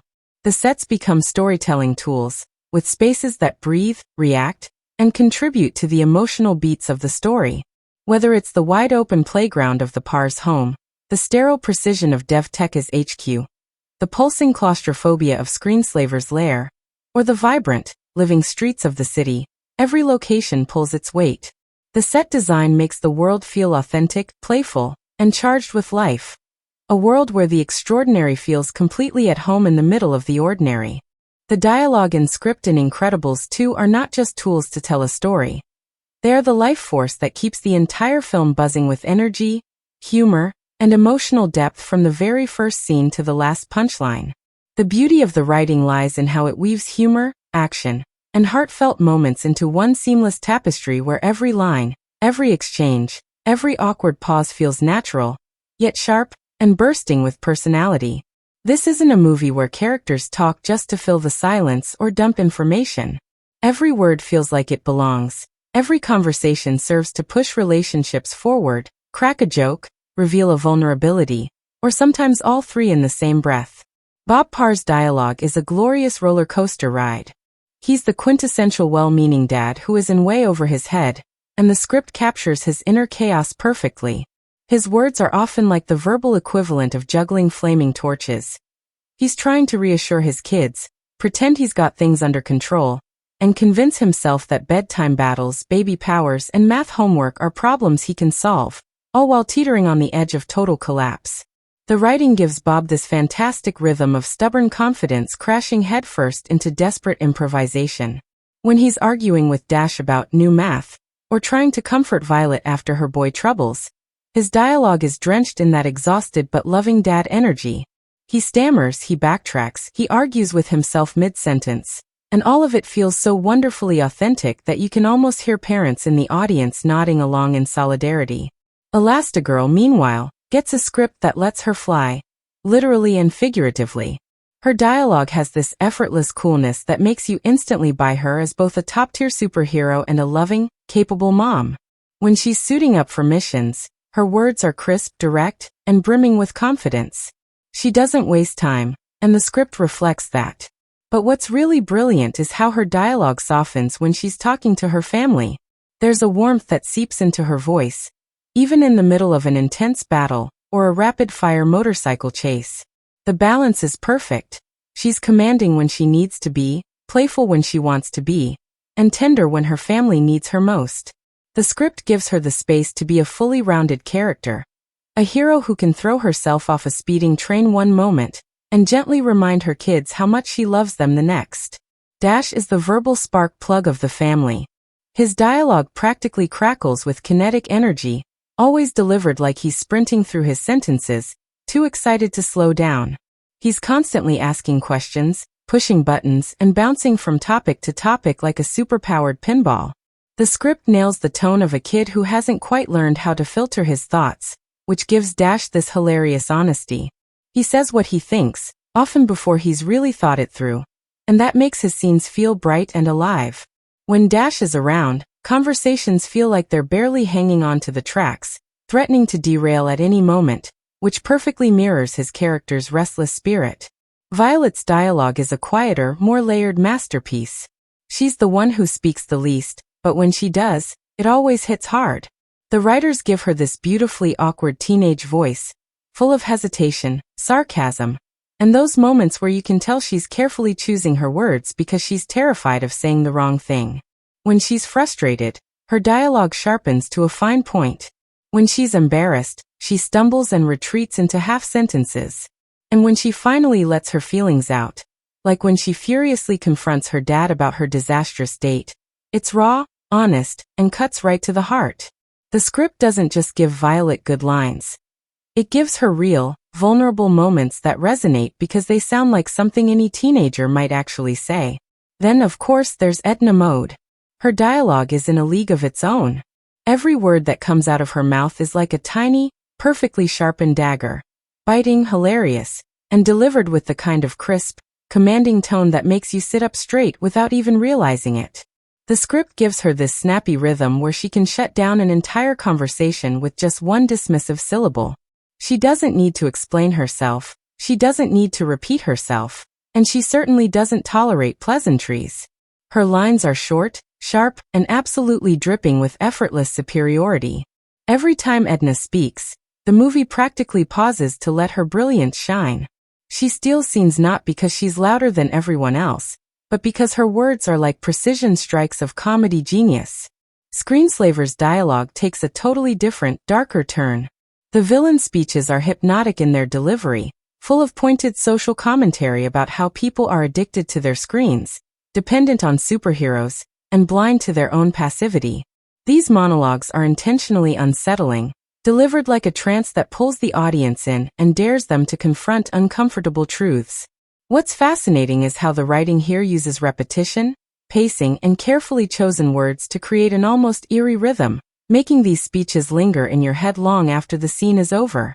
The script dances effortlessly between the family's chaotic, everyday banter and the larger-than-life superhero showdowns. Conversations around the dinner table are some of the most entertaining because they feel so real. Kids interrupting each other, parents trying to hold it together, everyone talking over everyone else in that perfectly messy, totally believable family dynamic. These scenes aren't about delivering exposition. They're about showing how this family loves, fights, and supports each other, sometimes all at once. One of the smartest things the script does is trust the audience to follow the emotional shifts. It doesn't slow down to explain when things get serious. The humor and heart flow together naturally, sometimes landing in the same line. Bob might crack a joke, even as he's on the verge of an emotional breakdown. Violet might lash out in sarcasm just before she confesses her fears. Dash might ask a question that's so innocent it accidentally cuts to the core of a serious problem. This constant interplay keeps the dialogue feeling fresh and alive. never stuck in one emotional gear for too long. What really makes the dialogue in Incredibles 2 stand out is how every single character has a unique voice. You could cover up their faces, and just by reading the lines, you'd know exactly who's speaking. That's the hallmark of a script that truly understands its characters inside and out. The words aren't just there to sound cool or funny. They're there to reveal, to connect, to spark. Whether it's a quiet moment of self-doubt, a frantic burst of energy, or a grand villainous speech, the dialogue in this film breathes life into every scene and makes the world of The Incredibles feel as real as our own. Let's dive even deeper because Incredibles 2 isn't just playing around with genre, it's grabbing it by the collar, spinning it around, and giving it a brand new rhythm. Superhero movies often lock themselves into a formula. You know the one. The misunderstood hero, the looming villain with some grand plan, the big citywide battle, the triumphant pose at the end, and a few jokes sprinkled in to keep things light. But Incredibles 2 looks at this structure and says, what if the real battlefield isn't a crumbling skyscraper, it's the family kitchen at dinner time? It doesn't just flip the genre. It stretches it, bends it, and folds it like origami. Let's talk about the villain structure first. Most superhero films introduce a villain who is either fueled by revenge, power, or world domination. It's always something huge, almost cartoonishly evil. But Incredibles 2 gives us the Screenslaver, who doesn't want to destroy the world. Instead, they want to control the way people think, not through giant lasers but through something as ordinary and quietly terrifying as screens. It's not a meteor or an alien invasion, it's our everyday habits. And the genius is that the villain's method, hypnotizing people via their screens, makes you think about how often you're glued to your own. The threat isn't external, it's creeping into the comfort of your living room, making you wonder, wait, is this about me too? And then the film dares to break one of the most sacred superhero rules. The hero doesn't always have to be the dad. Bob Parr is Mr. Incredible. His name screams, I'm the guy who saves the day. But here he's benched. And the movie loves this twist. The genre says men save cities, but Incredibles 2 says, how about we let Elastigirl handle that while Bob figures out how to survive breakfast? It's a hilarious, genre-defying move because instead of epic hero training montages, we get Bob's desperate attempts to figure out math homework and toddler bedtime routines like their life-or-death missions. And the film treats these personal battles with the same pulse-pounding energy it gives to supervillain chases. The tension is real whether it's Jack Jack exploding with laser eyes or a helicopter falling from the sky. Superhero films typically glorify the individual, the lone hero standing against the odds. But Incredibles 2 doubles down on teamwork, not just during fight scenes but in how this family survives their everyday chaos. Even Jack Jack's random powers play into this, turning him from a helpless baby into a wild-card superhero, whose abilities both save the day and create total mayhem. There's no traditional training the hero arc for him. He's just there, an unpredictable, walking bundle of supercharged surprises, challenging his family to adapt, not just fight. And about those powers, most superhero films give each character one sleek, signature ability that defines them. Not here. Jack Jack is a genre-busting machine all by himself. He's a teleporter, a laser shooter, a shapeshifter, and even turns into a fiery demon baby. It's like the writers tossed out the superhero rulebook and said, what if we just give him all the powers and see what happens? The result? Some of the most chaotic, delightful, and unpredictable scenes in the entire film. The film also takes superhero tropes and fills them with humor that actually fits the story. In many superhero movies, humor is added to cut the tension. Here humor is the tension. Bob's meltdown over math, Violet's disappearing act when her crush walks by, Dash's constant curiosity about Jack Jack's powers. It's all woven so tightly into the narrative that the laughs come naturally, without ever feeling like someone's trying too hard to be funny. And it's not surface-level one-liner humor. It's layered, coming from family dynamics, personality quirks, and those painfully relatable moments where everything that can go wrong absolutely does. Let's not forget the supporting supers introduced in the second half of the film. In classic superhero genre terms, they'd usually be backup, cannon fodder, or filler characters. But here, they're fully fleshed out, quirky, and each brings something fresh to the story. You've got characters with powers that are downright odd. Like the guy who can vomit portals. Normally, a superhero film would either sideline these characters or play them for cheap laughs. But Incredibles 2 gives them room to shine, proving that even the most unconventional powers have their place. The movie also gently teases the superhero industry's obsession with shiny branding and corporate image. Elastigirl's sleek new suit, her shiny new motorcycle, and the PR machine pushing her into the spotlight. It's all a playful jab at how superheroes are sometimes treated like products instead of people. The genre often celebrates heroes as larger-than-life icons, but this film pulls back the curtain to show the personal sacrifices and awkward interviews behind the headlines. Even the action choreography flips expectations. Superhero movies often fall into a rhythm: big fight, big explosion, pause for a witty line, repeat. But Incredibles 2 crafts its action sequences to feel like puzzles, not just punch fests. Take Elastigirl's motorcycle chase. It's not just about speed and stunts. It's about her thinking on her feet, using her powers in clever, unexpected ways that keep the action fresh and thrilling. The way the bike detaches and reattaches to stretch with her movements. That's not just cool, it's smart genre play. The pacing of the story also has a nice rhythm that keeps the superhero elements grounded in family life without dragging. A lot of films in this genre get weighed down by side plots or too many villains. Incredibles 2 focuses tightly on the Parr family and Screenslaver's plot, which gives everything room to breathe. It doesn't clutter the story with unnecessary twists. It just layers the family comedy with superhero flair. In the end, Incredibles 2 doesn't just follow superhero genre rules. It invites those rules over for dinner, makes them babysit Jack Jack, and watches as they try desperately to keep up. It's fast, it's funny, it's chaotic, and it's a playful reminder that you don't always need to save the universe to have a superhero-level adventure. Sometimes, surviving the daily grind with your family is the biggest victory of all. Incredibles 2 might look like just another fast-paced superhero adventure on the surface, but beneath the action and humor, it's having a surprisingly sharp conversation about some very real social and cultural issues. It doesn't shout its messages from a rooftop. It lets them slide into the story in a way that feels almost effortless, like a sneaky wink to the audience that says, "Hey, we know what's really going on here." One of the biggest social threads running through the film is the exploration of gender roles, and it's handled in a way that feels fresh, funny, and entirely relatable. The movie flips the old superhero script by putting Elastigirl front and center, not just as the lead hero, but as the face of a movement to bring superheroes back into the public's good graces. This isn't just about a woman getting the spotlight. It's about the world realizing that the traditional hero look isn't the only way to save the day. The way Helen is chosen over Bob to lead the superhero comeback isn't random. It's a pointed comment on how society is starting to reevaluate who we look to as leaders and why.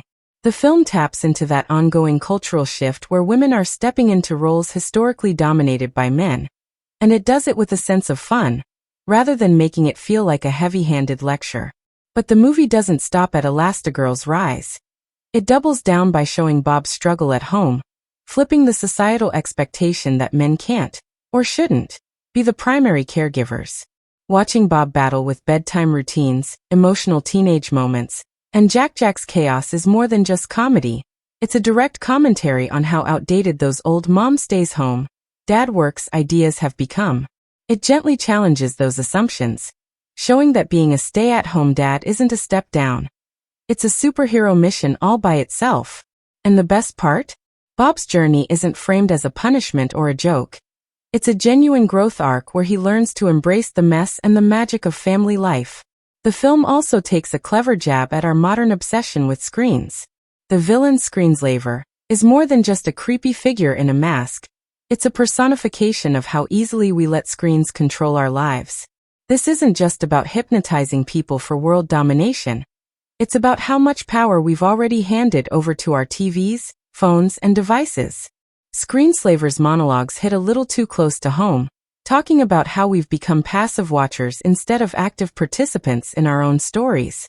The movie nudges us to ask whether we're really thinking for ourselves or just scrolling along, hypnotized by whatever pops up next. It's a critique that feels surprisingly modern.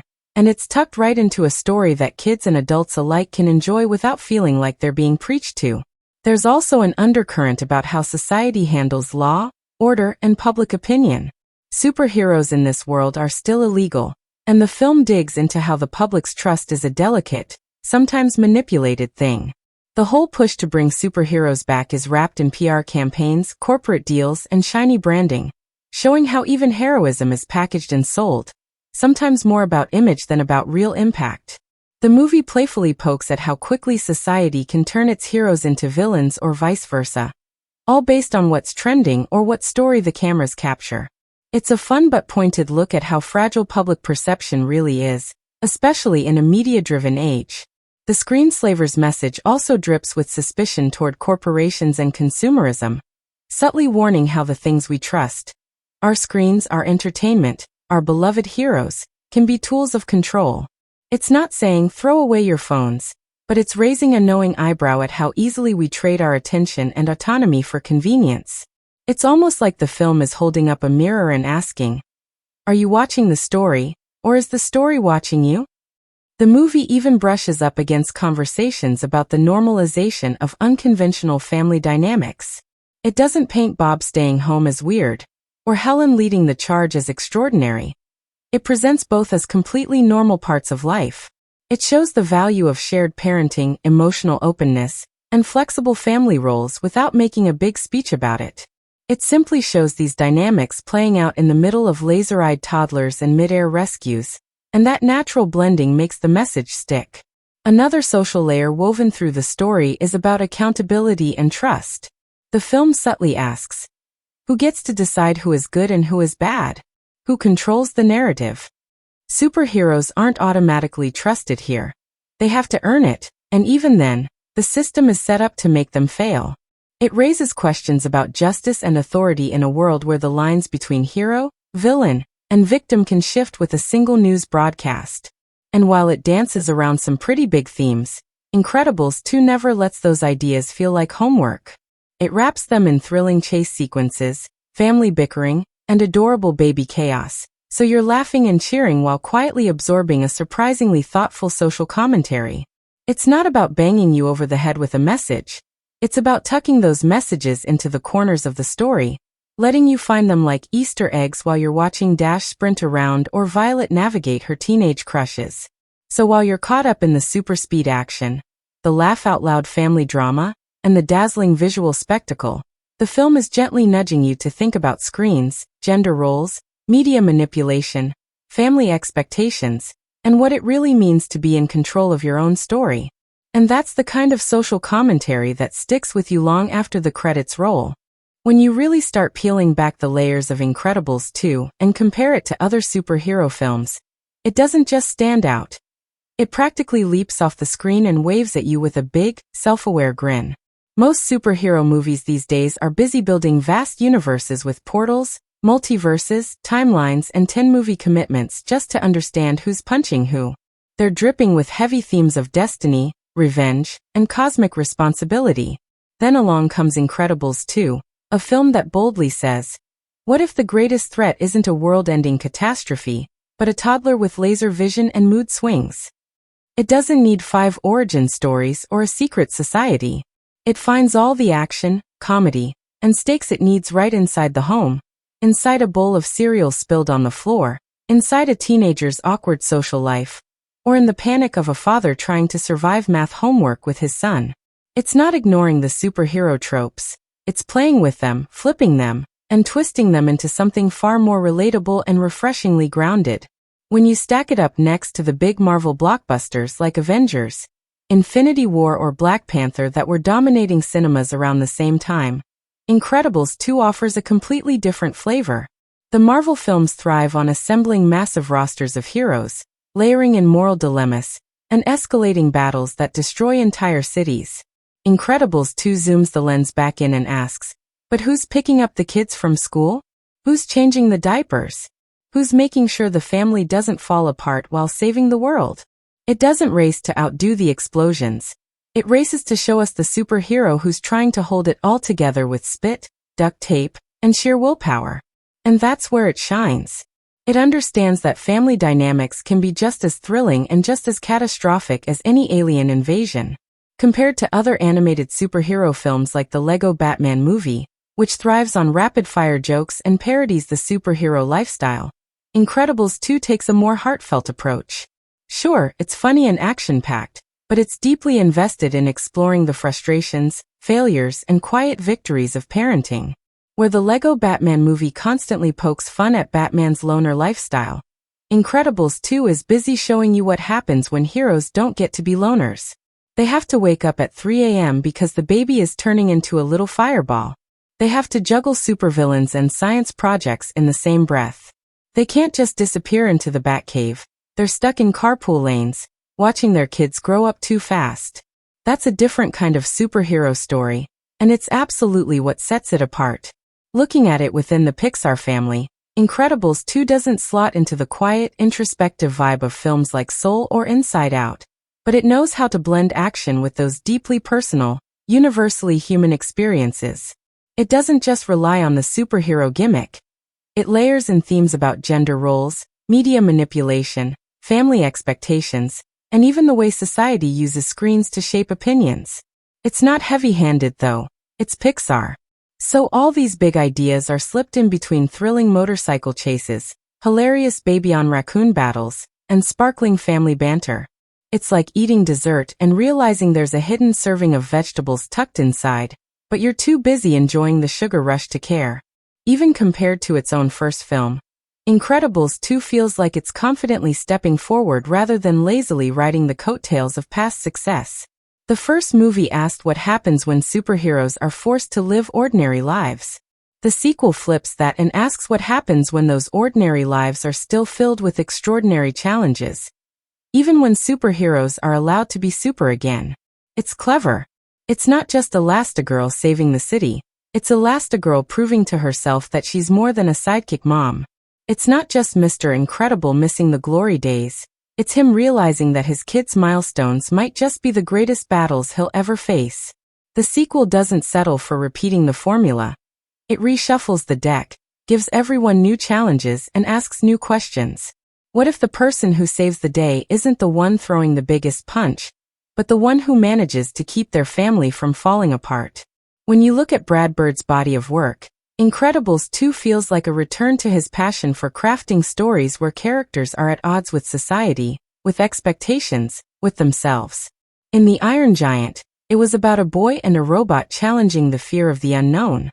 In Ratatouille, it was a rat challenging the elitist walls of the culinary world. In Incredibles 2, it's a family challenging the idea that heroes only wear capes when really, they're just as heroic in sweatpants and a messy kitchen. Bird's fingerprints are everywhere.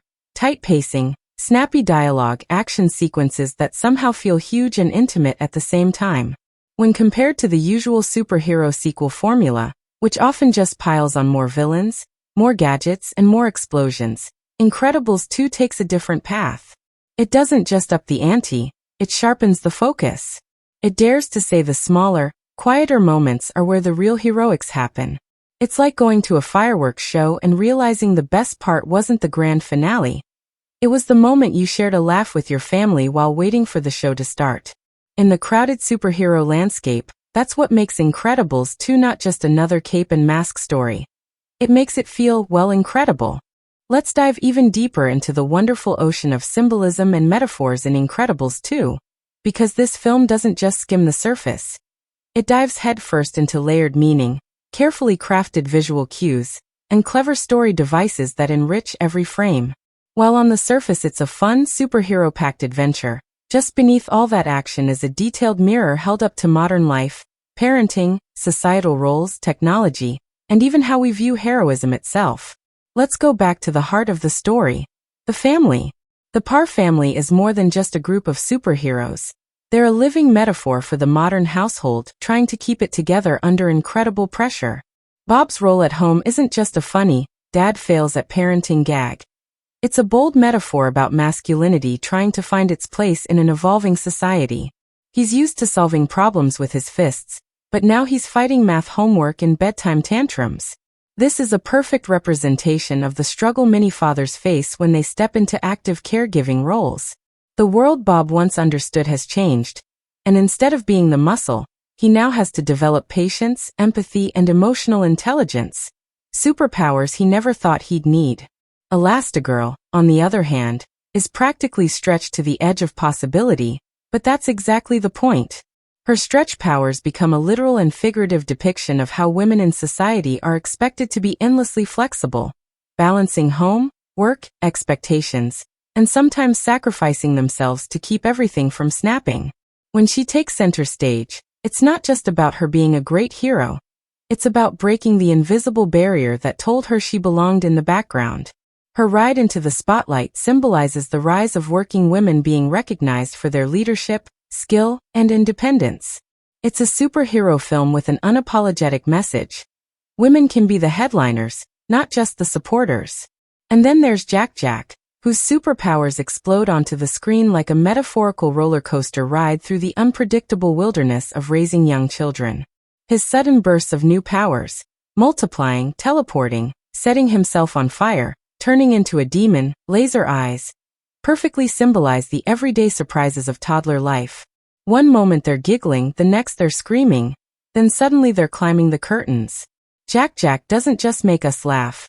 He's a metaphor for how children come into their abilities at lightning speed, often leaving their parents breathless and scrambling to catch up. Dash's super speed continues to pulse as a symbol of that childhood stage where everything is a race, whether it's racing through homework, zipping through chores, or just impatiently trying to grow up faster. His challenge isn't to become faster. It's to learn when to slow down, to be present, to savor life's small moments. Violet's invisibility and force fields are so much more than just cool powers. They're the purest visual expression of teenage identity crises. She wants to disappear when she feels awkward. She builds barriers when she's hurt. Her powers literally scream, "I want to hide, but I also want to protect myself." Her arc is a visual journey through self-acceptance, where lowering her force fields becomes just as powerful as any superhero punch. And let's take a closer look at Screenslaver. This villain isn't just your typical masked antagonist. Screenslaver is a metaphor walking around with a neon sign, society's obsession with screens. The hypnotic goggles aren't just gadgets. They symbolize how people are becoming controlled by what they consume. Screenslaver's speeches cut deep, warning that we've all become spectators instead of participants in our own lives, glued to screens instead of living real experiences.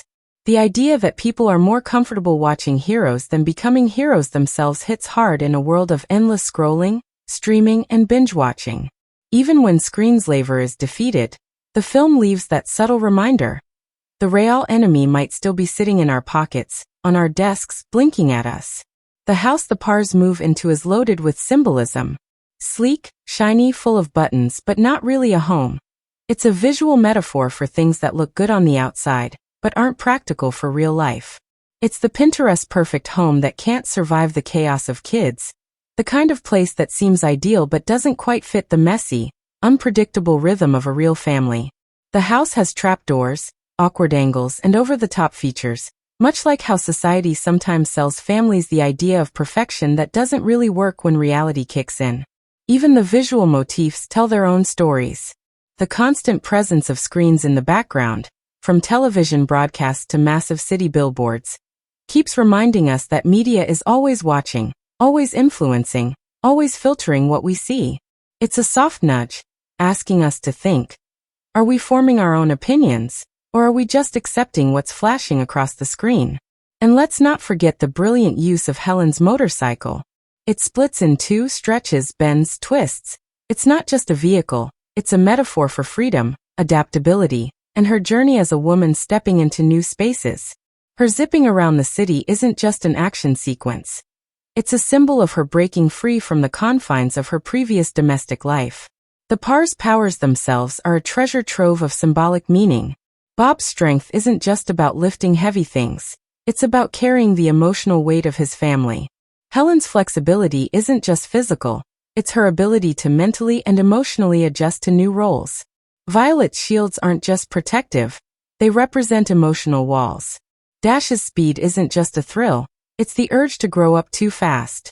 Jack Jack's chaos isn't just for giggles. It's about the wild, boundless nature of potential. Even the shifts in who gets to be the hero at any given moment symbolize the ongoing negotiation of responsibility within modern families. Sometimes mom saves the day, sometimes dad does, sometimes it's the kids. It's all part of that fluid, ever-changing dance that real-life families know all too well. So while Incredibles 2 explodes with action, color, and humor on the surface, it also offers a hidden playground of rich, thoughtful symbolism. It sneaks deeper messages into every punch, every joke, every chase, and every family dinner meltdown. The film's metaphors are like little winks to the audience saying, "Look a little closer. There's more here than just superheroes in capes." And that's what makes it such a special ride. You can laugh, cheer, and soak in the adventure, but if you pause for a moment, you'll catch those quiet, brilliant layers whispering their meaning just beneath the fun.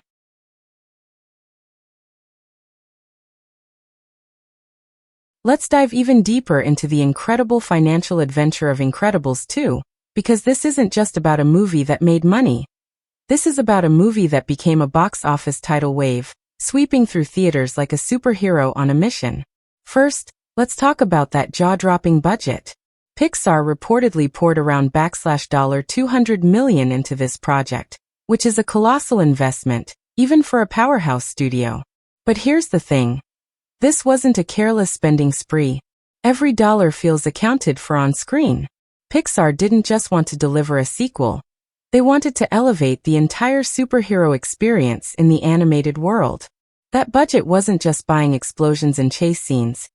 It was buying depth, texture, and visual sophistication that made the world of the Parr family feel larger, sharper, and more immersive than ever. The money flowed into upgrading animation technology that had evolved dramatically since the first film hit screens back in 2004. When the original The Incredibles came out, Pixar was still playing in a world where animating realistic humans was considered risky and difficult. Fast forward to Incredibles 2, and Pixar's mastery over fabric textures, lighting, hair physics, and water reflections had reached a point where animators could obsess over the tiniest details, like the way Elastigirl's suit wrinkles when she stretches or the specific bounce in Jack Jack's fluffy little hair. The budget allowed them to build entire cities with intricate backgrounds, flood fight sequences with dazzling effects, and craft visuals that felt like they were dancing right on the edge of what's possible in animation. Now, let's move to that thrilling box office performance. Incredibles 2 didn't just break records, it kicked the doors open. Its opening weekend in North America alone was a staggering $180 million, setting the record at the time for the biggest opening for an animated film. That's not just a successful launch. That's the kind of number that makes Hollywood executives stop and stare. It was like the entire world had been holding its breath for the Parr family's return, and when the movie finally arrived, fans rushed into theaters like it was a once-in-a-lifetime event. But the success didn't stop there. The film powered through the global market, eventually earning over $1.2 billion worldwide. It wasn't a quick flash of excitement, it had legs. It stuck around in cinemas, drawing in repeat viewers, selling out showtimes, and creating buzz that just wouldn't fade. Parents brought their kids, but here's the twist. Those kids from 2004 had grown up, and now they were buying tickets too. This was a multi-generational box office storm, pulling in everyone from toddlers to nostalgic adults who had been waiting for this sequel since they were in school. The sheer longevity of its theatrical run was impressive, and it proved that Pixar's storytelling magic still had a powerful grip on audiences. Marketing played a huge role in this phenomenon, and Pixar's strategy was pure genius. The studio didn't overexpose the movie before release. They teased just enough to ignite curiosity, but held back the biggest surprises. The marketing leaned hard into the family dynamics and the adorable chaos of Jack Jack, which became a viral selling point all on its own. You couldn't go anywhere without seeing posters of the Parr family in action poses, or catch a fast food commercial with Jack Jack accidentally setting things on fire. The anticipation built with surgical precision. They turned the film's long gap into an advantage, letting nostalgia simmer, while teasing just enough of the sequel to create a fever pitch. The international box office story is equally fascinating. This wasn't just a North American success. Incredibles 2 captivated audiences in Asia, Europe, and Latin America. Its universal themes of family, responsibility, and finding balance resonated far beyond language barriers. Pixar movies have always had this global charm, but Incredibles 2 turned that charm into a worldwide box office magnet. And let's not forget the power of the Pixar brand itself. Pixar had built so much trust over the years that audiences showed up with an expectation that this wouldn't just be a good movie, it would be something special. That's the weight of reputation, and Incredibles 2 delivered on it so thoroughly that people went back to theaters for second and third viewings, dragging friends and family along for the ride.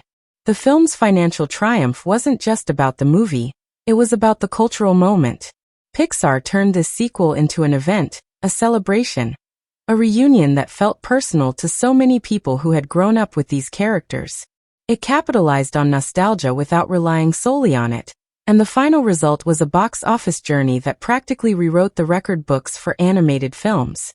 So when you really zoom in on the budget and box office path of Incredibles 2, what you find is a perfect storm of factors.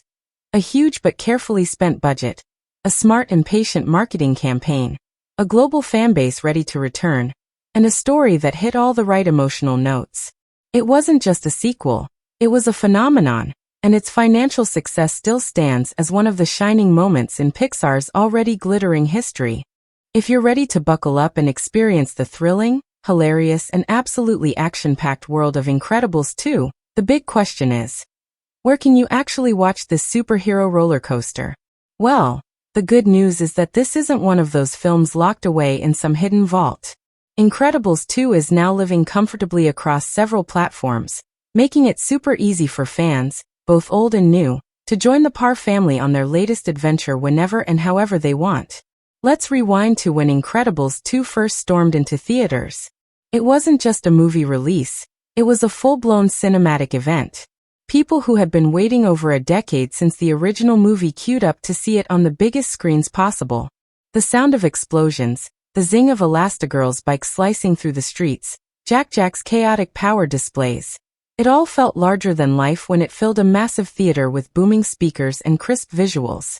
The communal energy of sitting in a packed cinema, laughing at Bob Parr's struggles to babysit Jack Jack, cheering for Elastigirl's high-speed stunts, and gasping during those suspenseful showdowns was unbeatable. But not everyone could catch it on the big screen, and thankfully, Incredibles 2 didn't vanish when the theater curtains closed. Streaming is where Incredibles 2 now lives like a true superhero in retirement, always ready to jump back into action at your convenience. The movie is nestled safely on popular streaming platforms that feature the mighty Pixar catalog. With just a few taps or clicks, you can dive straight into the vibrant, fast-paced world of the Parr family from the comfort of your couch. Streaming brings a whole new level of freedom. You can pause when Jack Jack goes completely wild and replay Violet's cool force field moves as many times as you want. Whether you're watching on a big TV, snuggled under blankets on a tablet, or sneaking in a few scenes on your phone during a quiet break, the movie's colorful animation and electric pace stay sharp and exciting. For those who like to keep their own superhero library, digital rental and purchase options are perfect. Renting gives you quick access when you're in the mood for some superpowered family chaos without any long-term commitment. Buying it digitally, though, is like securing your very own supersuit. You can revisit the adventure anytime you like, no permissions needed. And the digital versions often come with juicy bonus features, like behind-the-scenes clips, director commentaries, deleted scenes, and short films that expand the Incredibles universe. These extras are like secret passages into the creative minds behind the movie, and often show the fun, detailed work that went into crafting this high-speed sequel. But wait, the physical media lovers aren't left out. Incredibles 2 is also available on Blu-ray and DVD, which not only lets you own a shiny copy of the film, but often includes collector's editions packed with even more behind-the-scenes gems. Watching the movie on Blu-ray really highlights the intricate details in the animation. The stitching on the superhero suits, the textures of the environments, the glowing colors of the action scenes. It all pops with even greater clarity. Plus, there's a certain joy in flipping open a Blu-ray case, popping the disc into a player, and making it a movie night ritual, popcorn included. Every now and then, television channels love to bring back beloved family hits, and Incredibles 2 is often featured in these programming lineups. So if you're flipping channels and stumble across Bob trying to help Dash with his homework or Jack Jack facing off against that raccoon in the backyard, you've just found yourself in a spontaneous superhero binge. Sure, TV broadcasts may come with commercial interruptions, but catching the movie by surprise can feel like finding a hidden Easter egg in your day. And here's a cool bonus. If you're traveling by air, there's a good chance you might spot Incredibles 2 on an airplane's in-flight entertainment system. Imagine sitting 35,000 feet above the ground while watching Elastigirl zoom across rooftops, racing against time, or enjoying Frozone's icy rescues. It's like you and the characters are both zipping through the skies at the same time. So wherever you are, whether you're streaming on your cozy couch, renting it digitally for a spontaneous movie night, proudly adding the Blu-ray to your superhero collection, catching it during a casual TV scroll, or flying above the clouds with the Parr family in tow, Incredibles 2 is always within reach. It's a film that doesn't ask much, just your time and your love for thrilling action, sharp humor, and the wonderful, messy, heartfelt journey of a family learning, growing, and saving the world together. No matter how you watch it, the fun is guaranteed, the excitement is unstoppable, and the adventure never really ends. When you really dive deep into the franchise and historical context of Incredibles 2, you realize this isn't just a regular sequel that picked up a dusty cape after years on the shelf. This is Pixar playing the long game, letting a story breathe over 14 real-world years while the Parr family's world stood perfectly still. That gap created something unique. A generational bridge where parents who saw the first film in their teens could now take their own kids to watch the continuation. And yet, when the film starts, it's as if no time has passed at all for Bob, Helen, Violet, Dash, and baby Jack Jack. This decision to freeze time isn't just a creative shortcut. It's a brilliant narrative handshake between two generations of fans. The story says, hey, you've grown up, but these characters haven't. Let's pick up right where we left off. Looking at the franchise as a whole, Incredibles 2 feels like the natural, inevitable step forward. The first film was about bringing superheroes back to life in a world that feared them. The sequel blows that door wide open. It's not just about Bob's personal redemption anymore. It's about whether superheroes deserve to exist in public at all. This ongoing debate weaves its way through the fabric of the story, building a world where public opinion, corporate interests, and media narratives shape the fate of heroes. In a clever twist, the film isn't just about big battles and flashy powers. It's about perception, about who controls the story. The franchise grows from family drama in superhero tights to a conversation about heroism in the age of media spectacle. And it does this without losing its heart or its humor. The timing of the sequel's release is also fascinating. The first Incredibles came out in 2004, at a time when superhero films were special events. A new Spider-Man movie would rock the box office and dominate conversations for months. Fast forward to 2018 when Incredibles 2 arrived, and the superhero landscape was an entirely different beast. The Marvel Cinematic Universe had exploded into a cultural phenomenon. Black Panther was breaking records, Avengers, Infinity War had just left audiences reeling, and superhero fatigue was starting to creep in.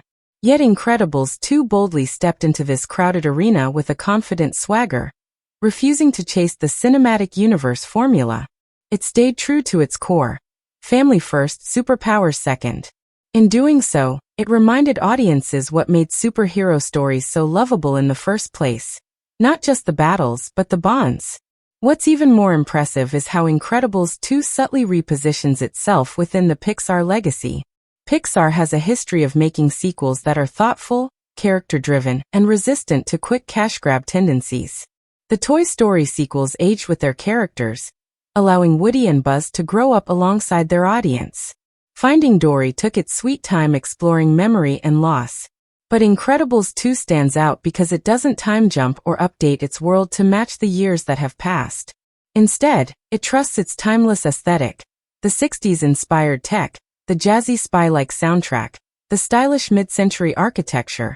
All of it stays locked in place, creating this beautiful bubble where the story feels both retro and fresh. The film also makes a smart pivot in its franchise dynamics. Where the first movie put Bob's midlife crisis front and center, the sequel flips the spotlight onto Helen, giving her a chance to step out of the shadows and save the day in ways she couldn't before.